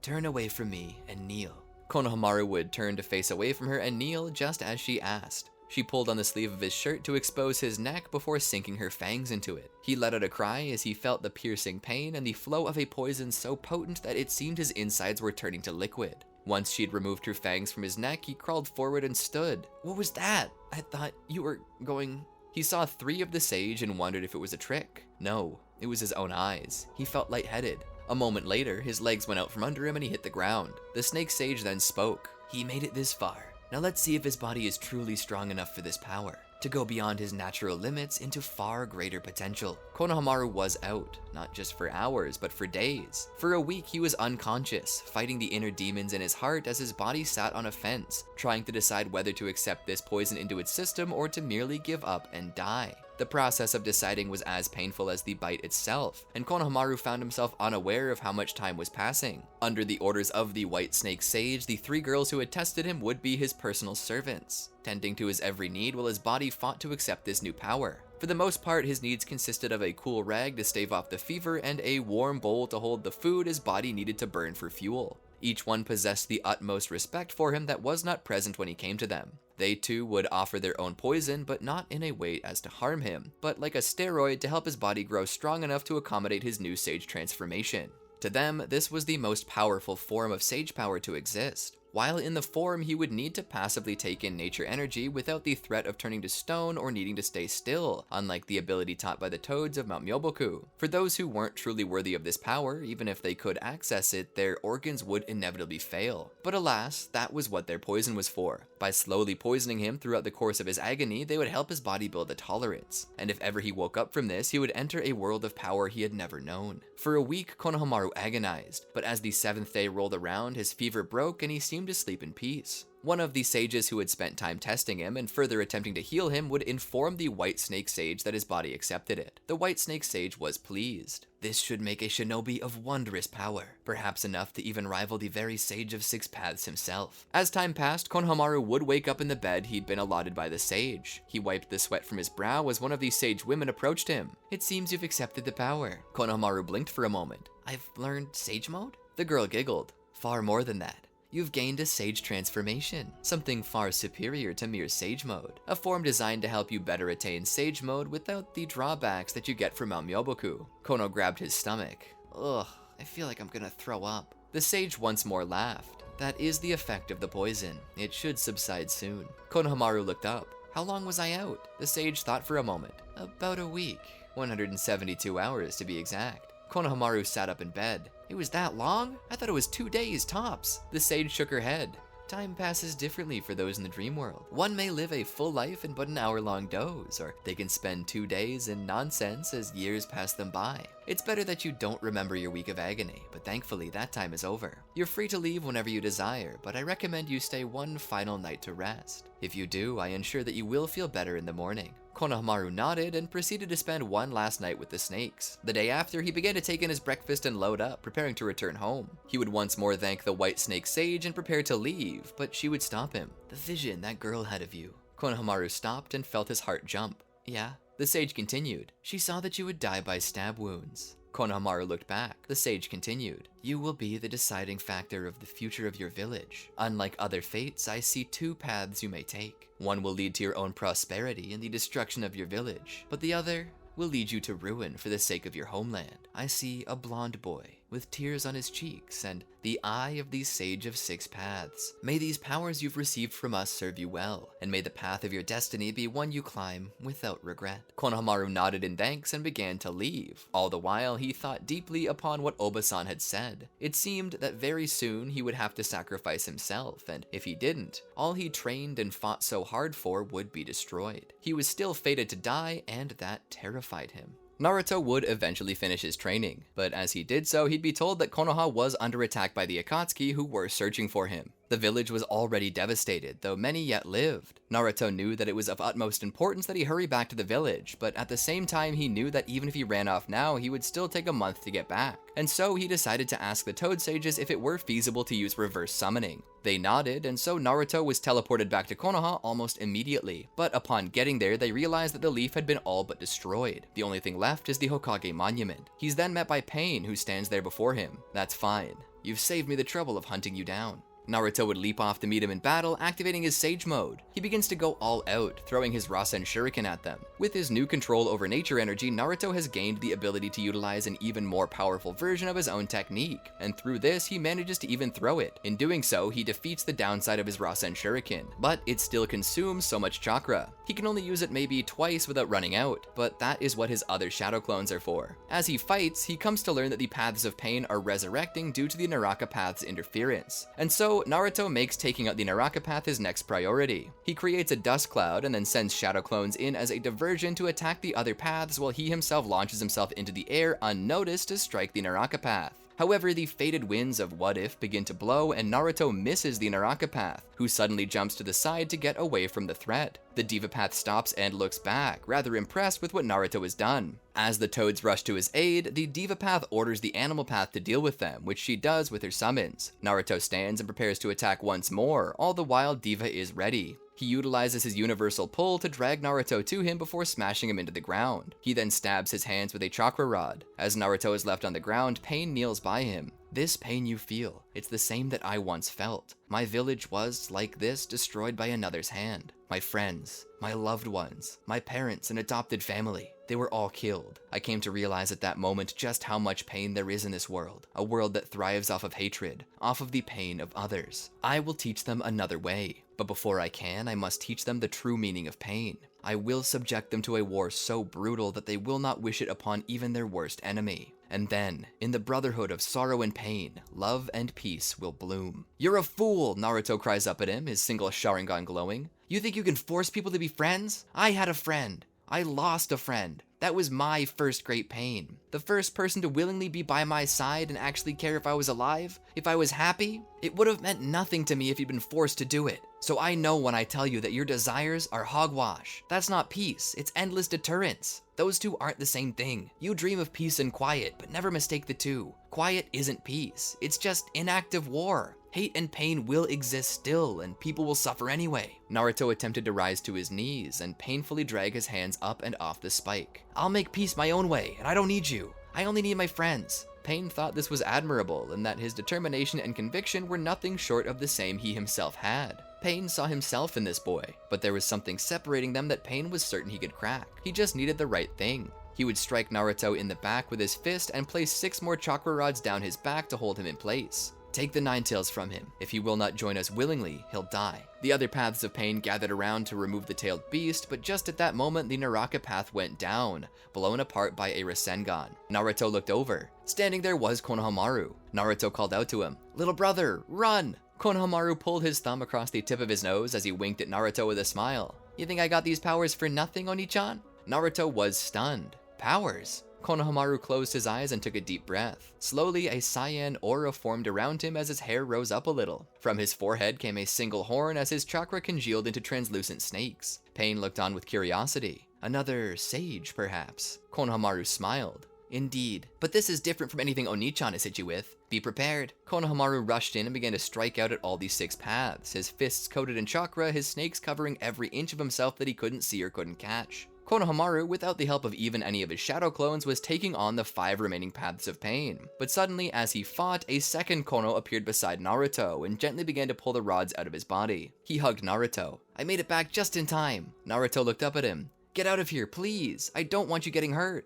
Konohamaru would smile at him. "Same goes for you, big brother." The clone vanished as Naruto came to his knees. Konohamaru managed to take out the Asura path, leaving only Diva, Animal, Human, and Preta paths. Animal and Preta both attacked Naruto, with it being Preta's sole duty to take the Nine Tails from him. He grabbed onto Naruto and began to absorb his chakra, hoping to start taking the Nine Tails last. As Naruto found himself being drained, he called out and Shima would summon his final clone. That shadow clone would transfer its sage chakra to Naruto, which he would use to turn the Preta path into a stone frog before shattering it. But he was already so weak. The animal path continued to assault him with its summons, though a weak Gamabunta saw him struggle. At that moment, he threw his dagger out at the animal path, killing it. All the while, Konohamaru had just killed the human path, leaving only the Diva. With a sudden raise of his hand, Diva pushed Konohamaru back. He then looked at Naruto and raised his hand again, a multitude of chakra rods forming in the air around him. He began to launch them at him. Konohamaru would rush between Naruto and Pain, attempting to catch the rods with his snakes, and many he did, but in the end, Konohamaru would find himself perforated 5 times. Naruto lay there in the dirt. He looked up, his eyes transfixed upon Konohamaru standing before him.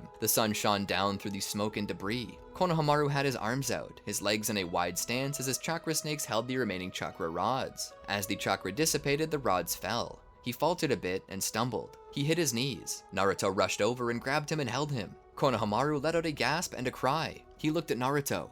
Oni-chan, it hurts. It hurts. Naruto gripped Kono. "Why did you do this? Why?" Konohamaru's breathing grew quicker and more frazzled. "I don't know, I just moved." His face grimaced as tears rolled down his cheeks. His voice was cracking as he spoke. Oni-chan, Oni-chan, I don't want to die. I don't want to die." Naruto shook his head. "Just stay with me, here." Konohamaru looked up at him. "Please, don't let me die." His eyes rolled up into his head. Tears began to roll down Naruto's cheeks. Pain looked down upon them both. "Only through pain will you understand." Naruto looks up at Pain, but something's different. His Sharingan has evolved into a Mangekyo. Pain sees this and feels some interest. Naruto lays Konohamaru down and stands, tears streaming down his face as he looks on. Suddenly he feels a pulsing pain, and for a second he thought he saw Sasuke standing with him. Suddenly, when his hand pulls from his eye, it is once more evolved. Pain is astounded. Is that the Rinnegan? The wind blows dust between them. "You killed my little brother," he seems to whimper through a shaky voice. He suddenly cries out at him, and Pain is knocked back by an almighty push. Pain catches himself. Only the Sage of 6 Paths can achieve this dojutsu. Only the one who will bring peace to the world. The 6th Tomoe Rinnegan of Naruto seems to burn with the darkness, as suddenly the eternal flames of Amaterasu appear from it. Pain sees this coming, so he removes his cloak and throws it out in front of him to catch the flames. But to his surprise, Naruto suddenly utilizes Amano Kara and changes places with Pain's coat, where he shoves a Rasengan into him. But this Rasengan is unlike any other. It's black as night, filled to the brim with 6 Paths chakra, an onyx Rasengan. Something not too far removed from a truth-seeking orb, and just like a truth-seeking orb, it explodes with incredible ferocity. Like a miniature nuclear explosion, Naruto jumps back and away from it.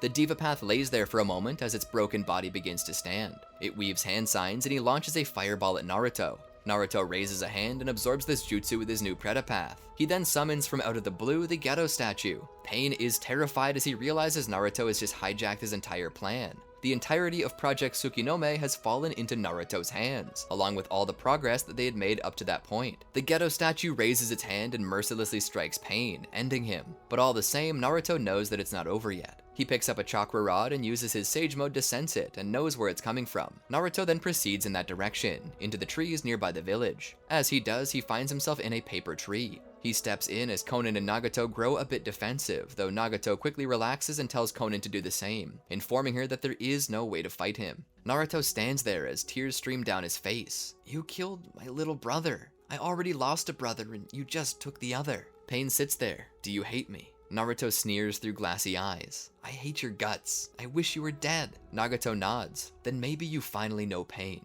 Maybe you're the person to replace me as leader of the Akatsuki." "Like hell!" Naruto shouts at him. Nagato seems confused. "How can you say that after this? How can you not understand that this is the only way to stop other people from losing their villages and brothers like you have?" "Because I'm not a dumbass like you," Naruto shouted. "Do you think that I don't know that war causes death? When I was in the academy, they taught us the warring states period. They had to. It was what spawned the beginning of the village. The Senju and Uchiha fighting endlessly. We don't even know the cause, and it's well reputed by those who knew the first Hokage that even the Senju and Uchiha didn't know why they were fighting. It was an endless war, an endless cycle of tit for tat, of vengeance and revenge. You can cause as much pain as you want, but it won't stop people from fighting. So long as 2 people or lesser on this planet, there will always be a reason to kill somebody. You can't stop that." Nagato listened with intent. Naruto stepped forward. "I want to kill you. I want to kill you. So damn badly. I want you to die, but I'm not gonna kill you. I'm not like you. I don't want to give into this cycle. I want true peace. That's why instead, I'm gonna drag you before the Hokage and demand that you answer for this." Nagato listened. Naruto continued.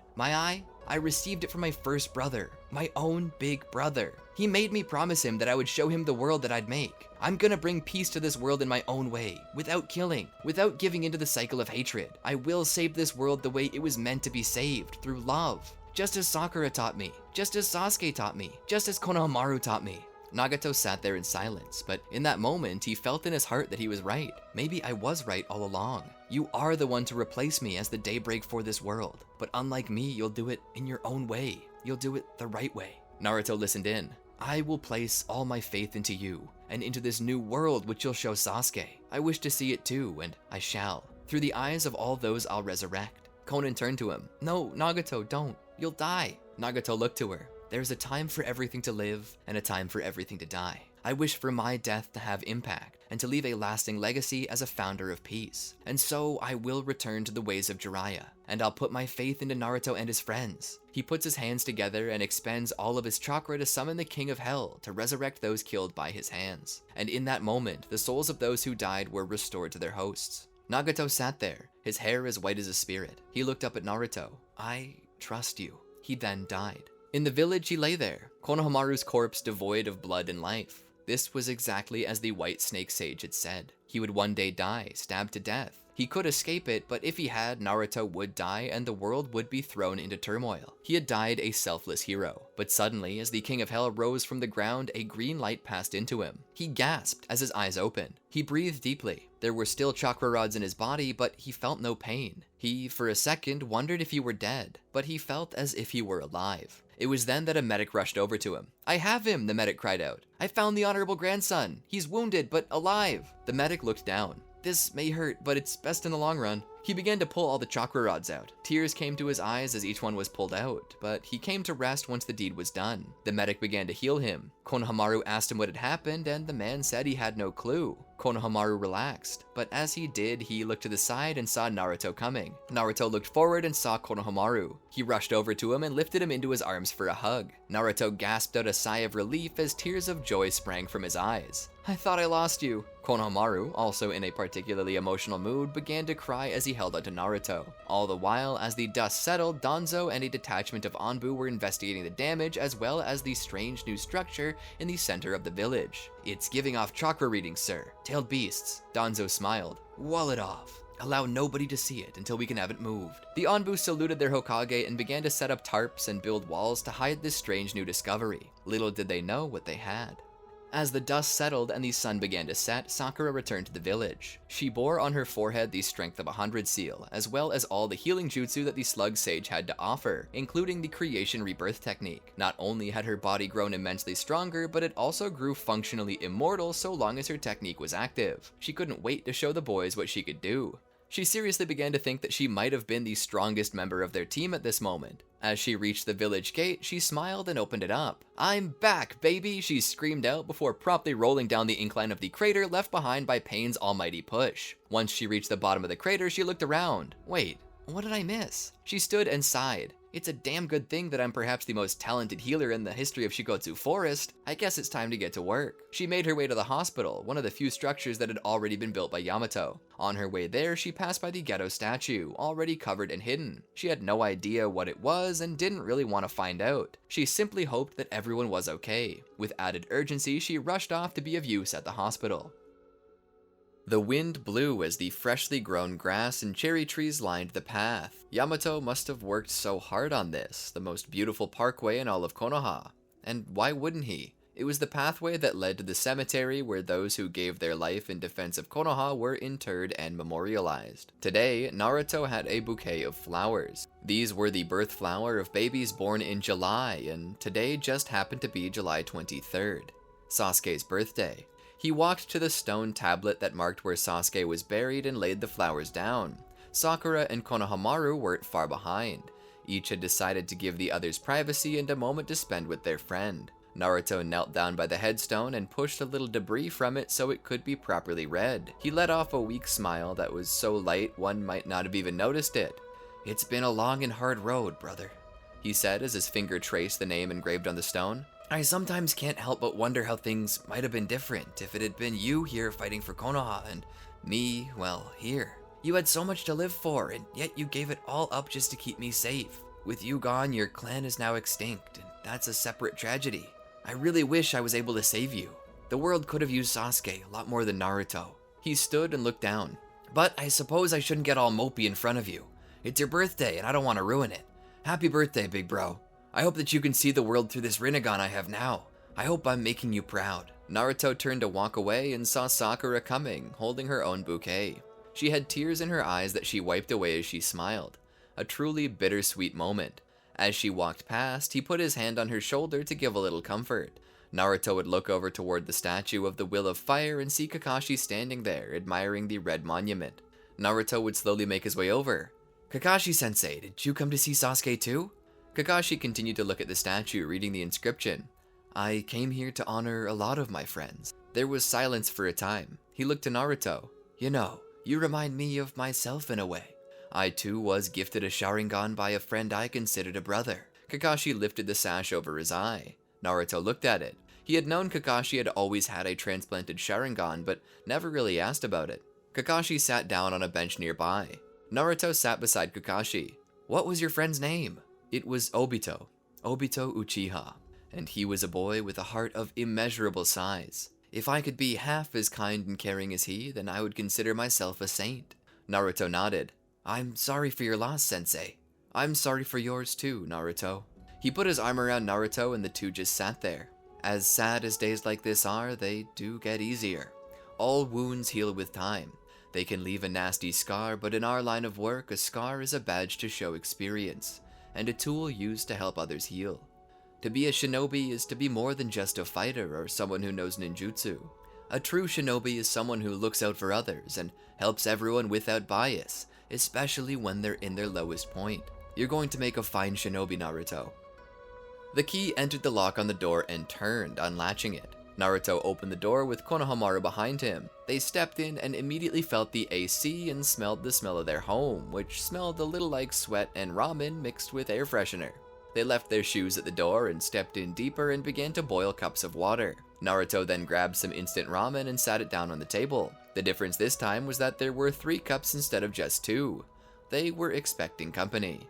Not too long after, they heard a knock on the door. Konohamaru opened it up and saw Sakura, who stepped in, carrying a small duffel bag with everything she would need to stay the night. "Ready for the sleepover?" she asked with a smile in her eyes as she ruffled Konohamaru's hair. His eyes sparkled as he nodded and let her in. Naruto was just now pouring the water into the cups of ramen to let it cook. The 3 of them sat down, said a blessing over the food, and began to eat. Sakura smiled. "This reminds me of old time. Yumi and Sasuke used to do this a lot. Whenever we had the chance, we'd have a sleepover. We really were just a big family. Still are, too. And now we have another little brother to spend time with." Naruto nodded and didn't say anything as he continued to eat. They would watch some TV, play a few games, and ultimately just spend time with each other. But it was obvious that having a good time was going to be hard. After all, who could really enjoy a birthday party when the birthday boy wasn't present? They lit the candles on the cake, 17 to be exact. The three of them stood by it as Sakura took a picture. All three would then blow out the candles and cut the cake. After eating it, they'd prepare for bed. 3 rolls on the living room floor. Konohamaru was fast asleep, and Sakura was attempting to fall asleep as well.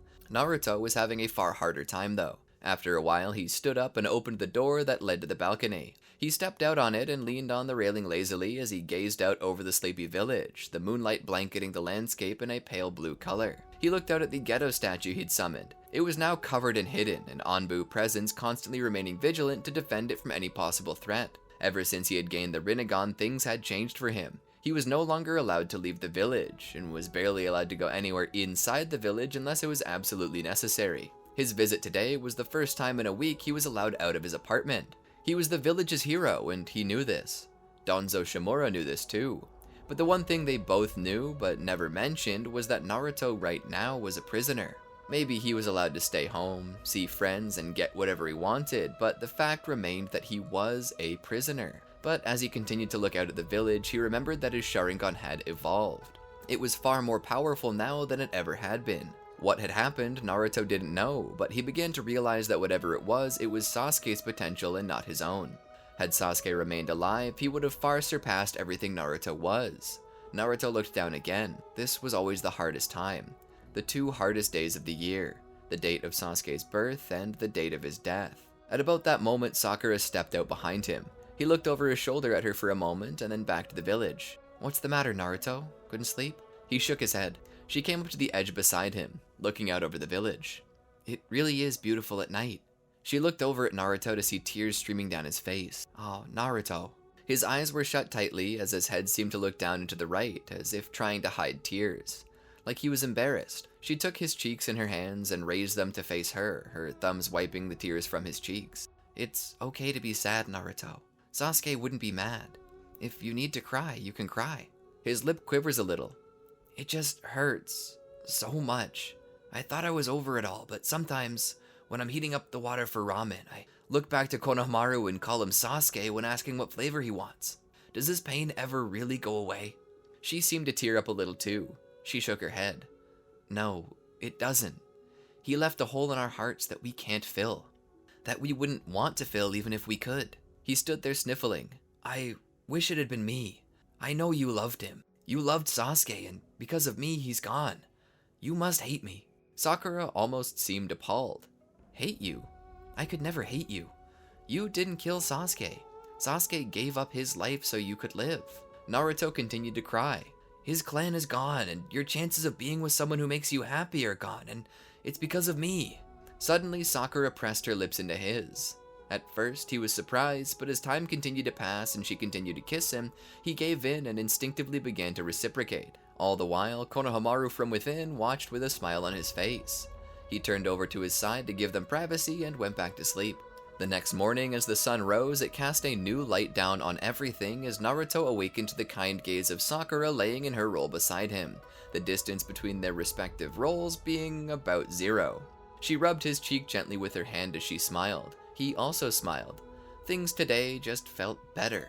And as he fixed breakfast, Naruto seemed to do so with a pep in his step, a dance in his stride. A man in love. Sakura giggled and pointed over. "You're gonna burn the eggs. Pay attention, Naruto." He smiles. "It's called caramelization. The black on it means that it's good." Konohamaru was resisting every urge to declare Sakura and Naruto to be sitting in a tree. The 3 of them had breakfast together.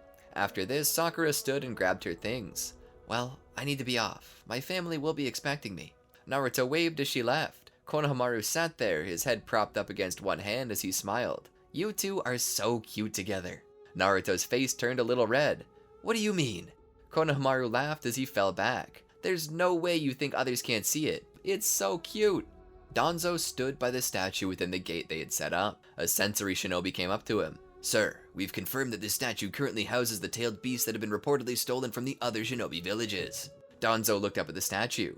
This was the super weapon the Akatsuki had formed. This is what they were planning to use to destroy. That meant 2 things. Number 1, Konoha was now in control of what was perhaps the most powerful weapon on the face of the earth, and number 2, the Akatsuki would come for it. This meant that Konoha would soon become a battlefield. It was dangerous, yes, but at the same time, it would be far harder to protect it outside of the village. So it was at that moment that Danzo decided to take the statue and have it moved to a location under the village where it could be properly hidden. One day, the village folk were looking at the statue, and a second later, it disappeared with a puff of smoke, as if it had never really been there. As Danzo and his people studied it, they came to realize that the Rinnegan was required to control this beast, which meant that Pain had been the only one capable of making use of it. But with Pain's death, his Rinnegan had disappeared. No matter how much Danzo looked for them, they were gone. But that didn't leave him without other options. Naruto possessed a Rinnegan, and currently he was the only one with the means to control this. But as Danzo thought about it, he continued to realize that he shouldn't and couldn't just stop there. This super weapon was incomplete. If he could finish what the Akatsuki had started, he might just be able to secure Konoha's future. Perhaps unite all nations under the flag of the leaf. He himself would become the most powerful man in the world, and the world would know peace. All the while, Danzo was unaware that he was being watched. Naruto was just walking down the streets towards the marketplace to pick up some produce, and he was whistling as he walked. The villagers who had once hated and feared him now waved as he came closer. He was no longer that little demon that threatened the village. He was their hero. He saved their lives. As Naruto walked back to his apartment, he stopped by the door and prepared to pull out his key. Fumbling around with the bags in his hand trying to get the key out, he puts the produce down and produces a key. Suddenly, a voice, gruff and tired, calls out to him. "Having a hard time?" He looks up to see Danzo Shimura standing there.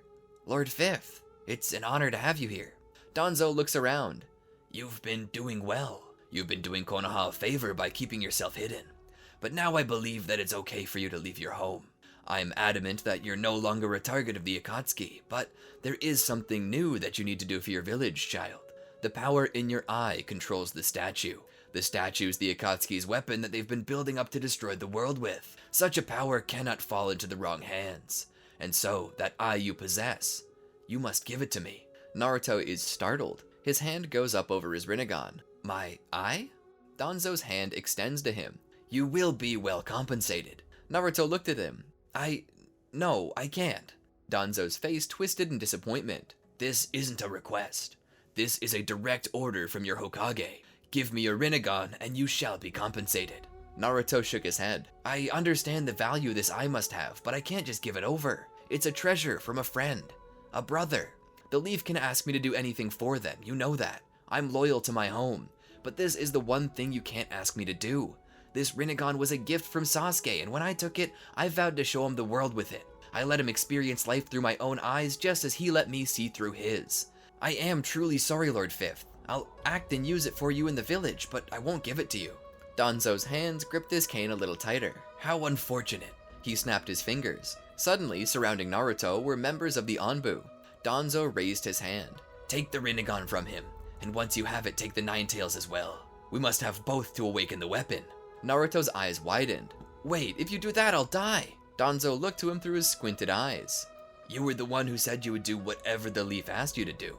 And right now it asks that you die in its sacrifice, granting us both the Nine Tails and the Rinnegan." The Anbu moved in. Naruto managed to open the door and close it behind him, locking it. He began to run through the apartment as suddenly the door behind him was blown off its hinges. He pushed himself out onto the balcony as more Anbu agents came at him. He jumped off from the ledge to the ground below, where he formed a multitude of shadow clones and began to scatter in different directions with them. The Anbu would split up and chase after. Danzo stepped out onto the balcony. "Find him, and when you do, bring him to me." Konohamaru was on his way back to the apartment after a routine checkup. Every 6 months he had to do one since he was an active duty shinobi. But this wasn't because he needed to have it done. Ever since he died to pain and came back, he'd been paranoid. He had kissed death, and it had cradled him in its cold arms before Naruto ripped him back out. He was probably just paranoid, but he wanted to make sure that there were no issues. Just then, he sees the apartment and his blood runs cold. "Oni-chan!" He runs through the door, stepping over the debris and through the ransacked home. "Oni-chan!" he calls out, but there's no answer. Something was wrong. He jumped over the railing to the ground and saw many footprints, a few of them bearing Naruto's sandals. But what was worse, there were other boots also giving chase. Someone was after Naruto. Konohamaru ran to Sakura's house and beat on the door. Sakura-chan! Sakura-chan, it's an emergency! Open up! He heard the sound of feet shuffling and fumbling, a loud thud, a vase breaking, and an expletive. The door eventually opened up and Sakura was standing there. What is it? Is someone hurt? Is everyone okay?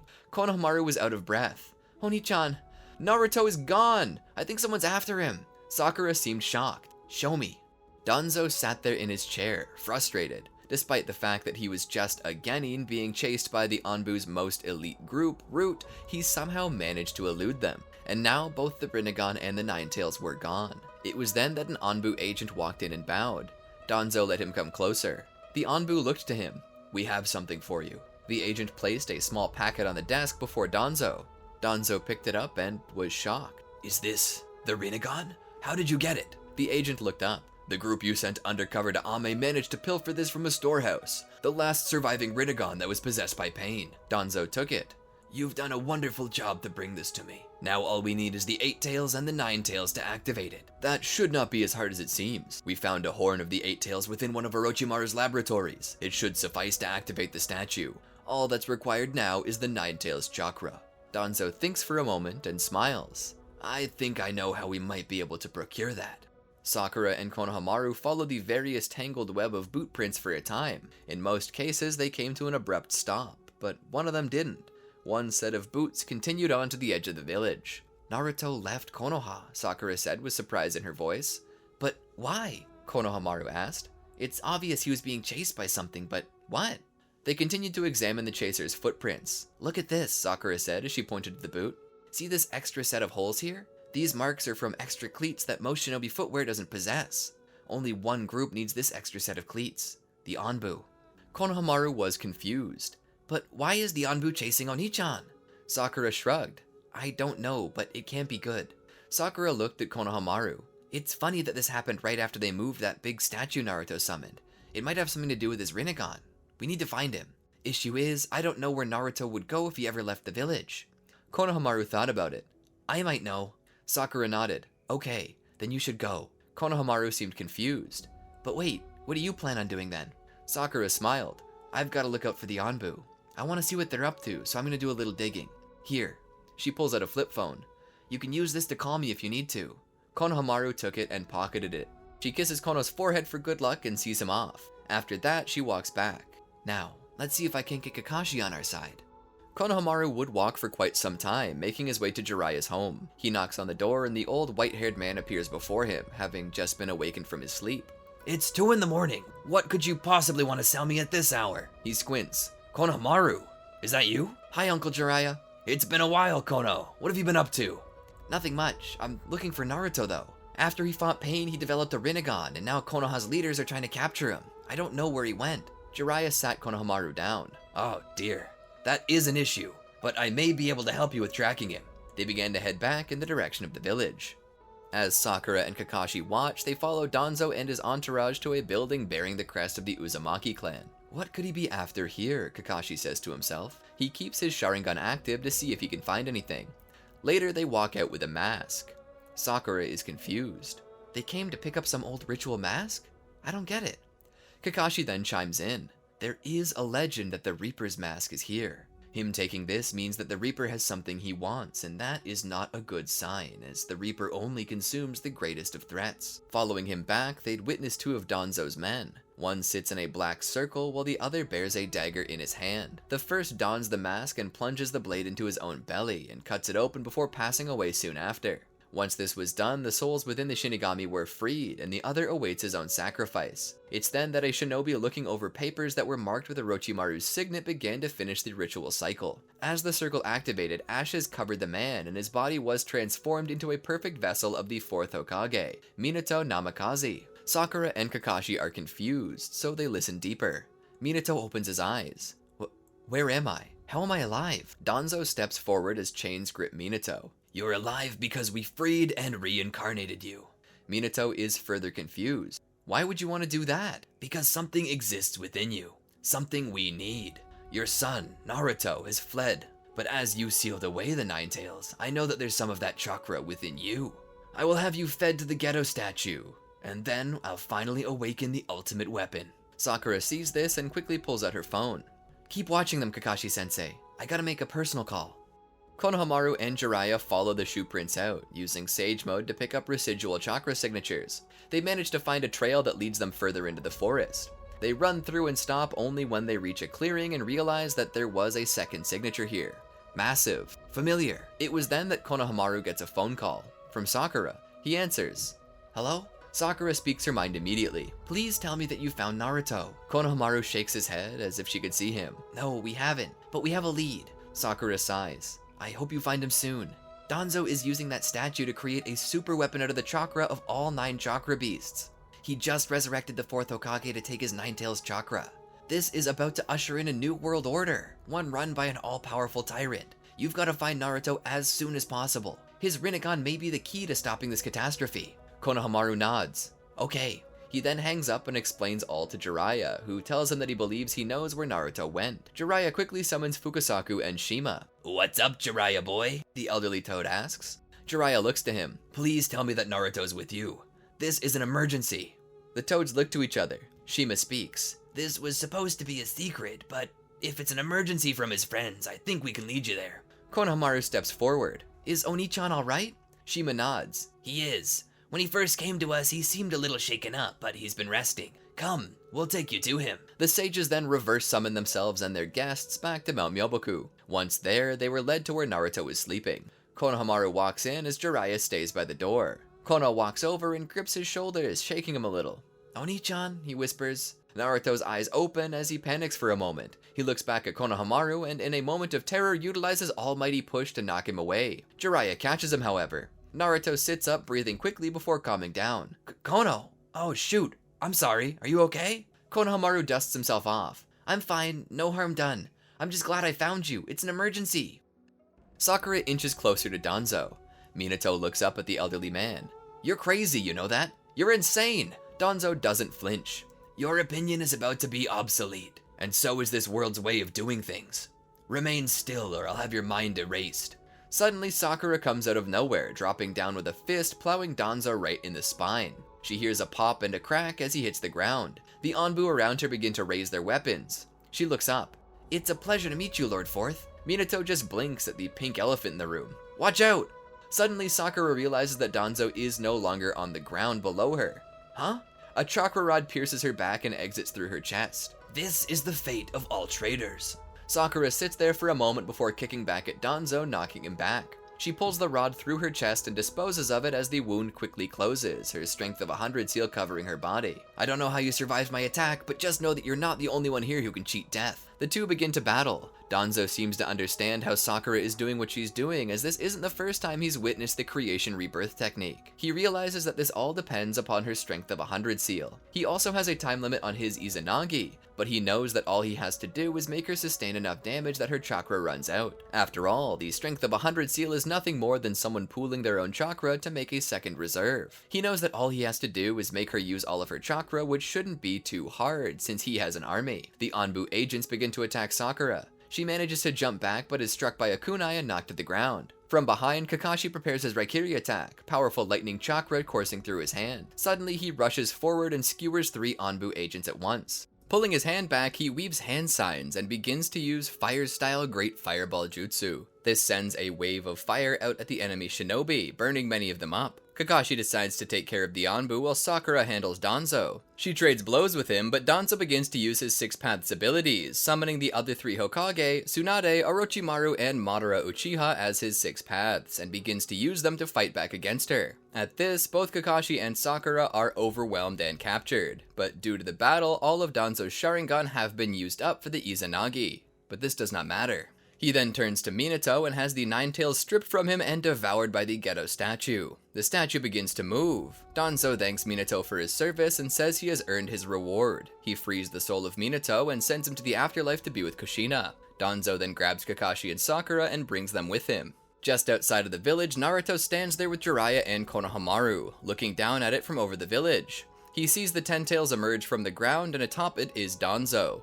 He holds Sakura in one hand and Kakashi in the other. Naruto approaches him. Danzo! The old man looks down on the boy from atop the 10 tails. This could have all been avoided if you had just given me the Rinnegan. This is your doing, and now you will suffer for it. Danzo smiles as he holds Kakashi and Sakura out. For a moment, time slowed as he dropped them both from his perch into the Ten Tails' mouth. Kakashi looks at Sakura once and she returns his gaze. Naruto cries out for both of them as the Ten Tails closes its mouth. Naruto roars to the heavens as the Ten Tails seems to begin breaking loose.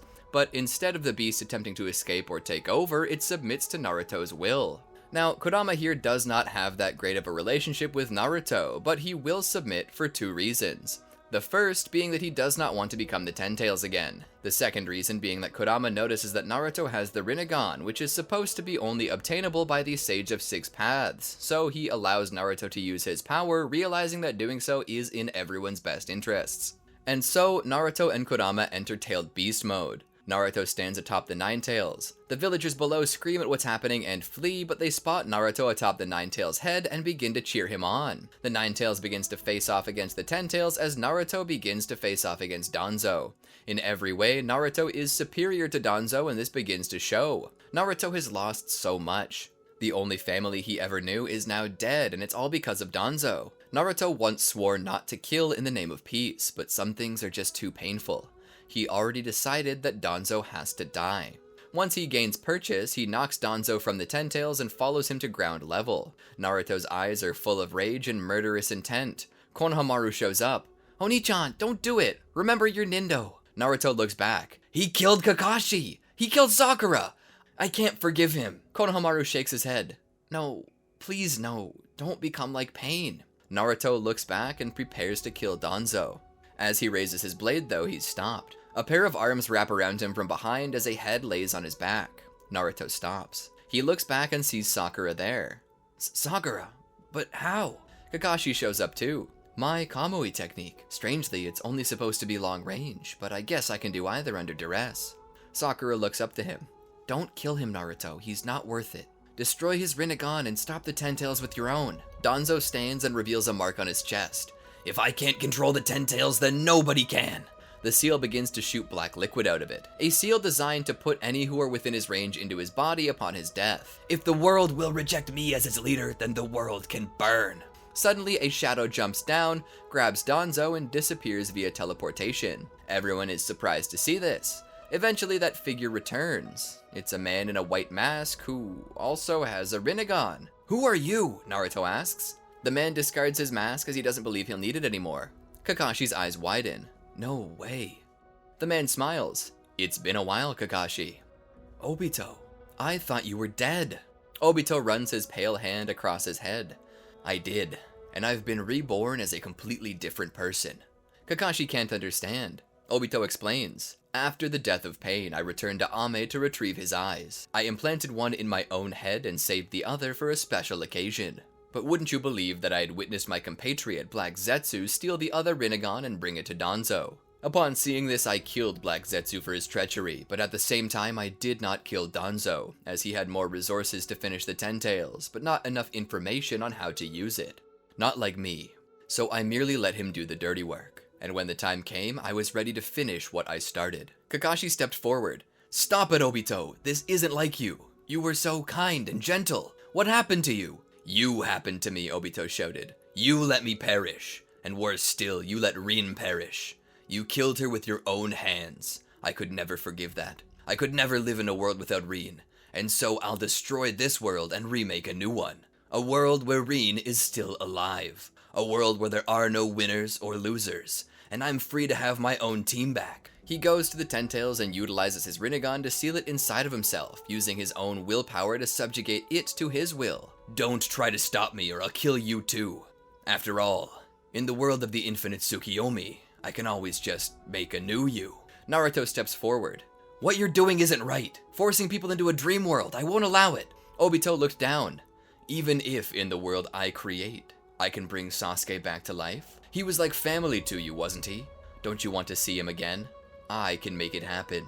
Just surrender to me and I'll put you in a world where your greatest dreams come true." A tear comes to Naruto's eye as his Rinnegan remains steadfast. "No, I won't let you, because that world, just like the Sasuke you would resurrect there, wouldn't be a real one." Naruto activated Sage Mode and rushed at Obito, forming a Rasengan in his hand. He used Ameno Tejikara to switch places with one of Obito's Truth Seeker orbs and smashed his Rasengan into his back. Obito was knocked forward but seemed relatively unharmed. He turned back and the two continued to fight. Sakura and Konohamaru joined the fight as well, as did Jiraiya and Kakashi.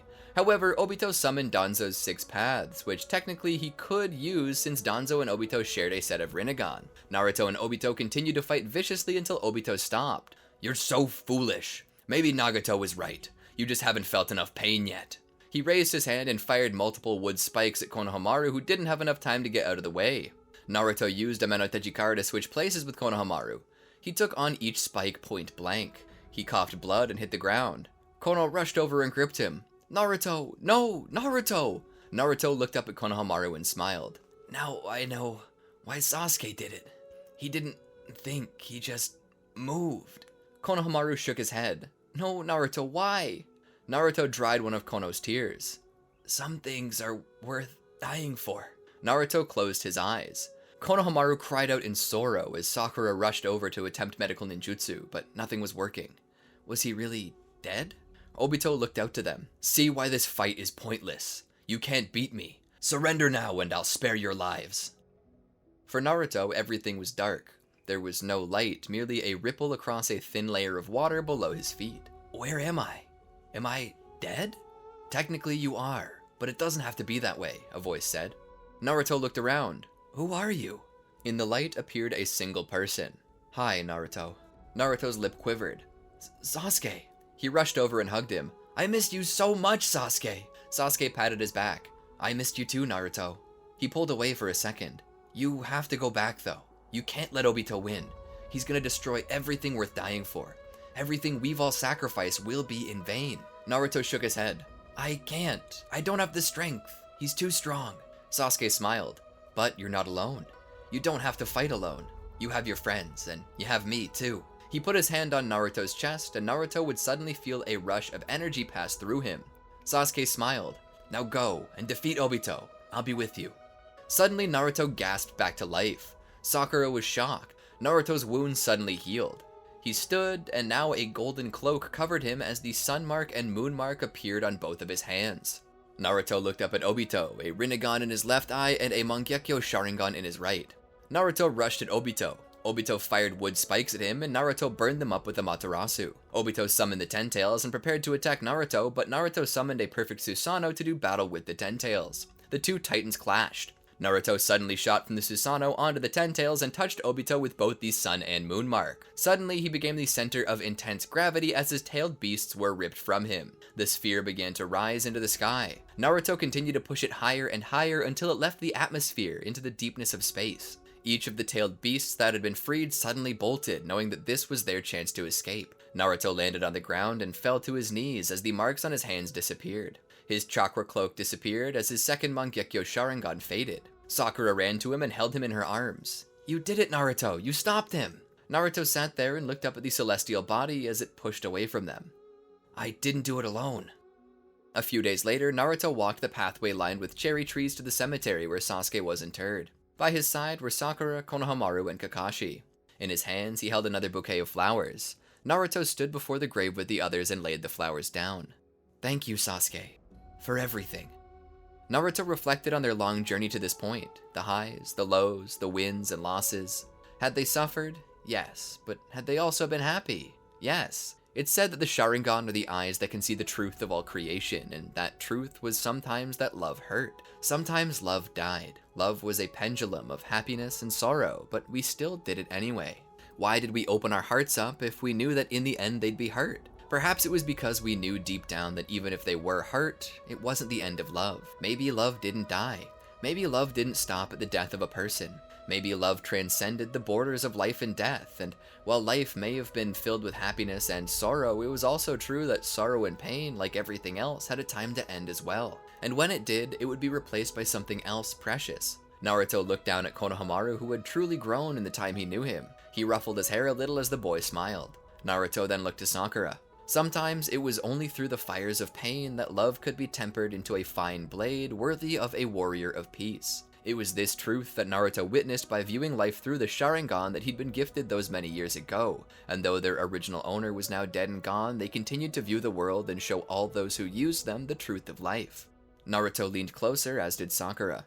Their lips touched and gave proof that love was like a perennial flower. You plant it once and that seed sprouts, and though the flower dies in the bitter winter, it's resurrected in the springtime to blossom anew. This was the lesson the Sharingan had showed Naruto, and it was one he was happy to have learned.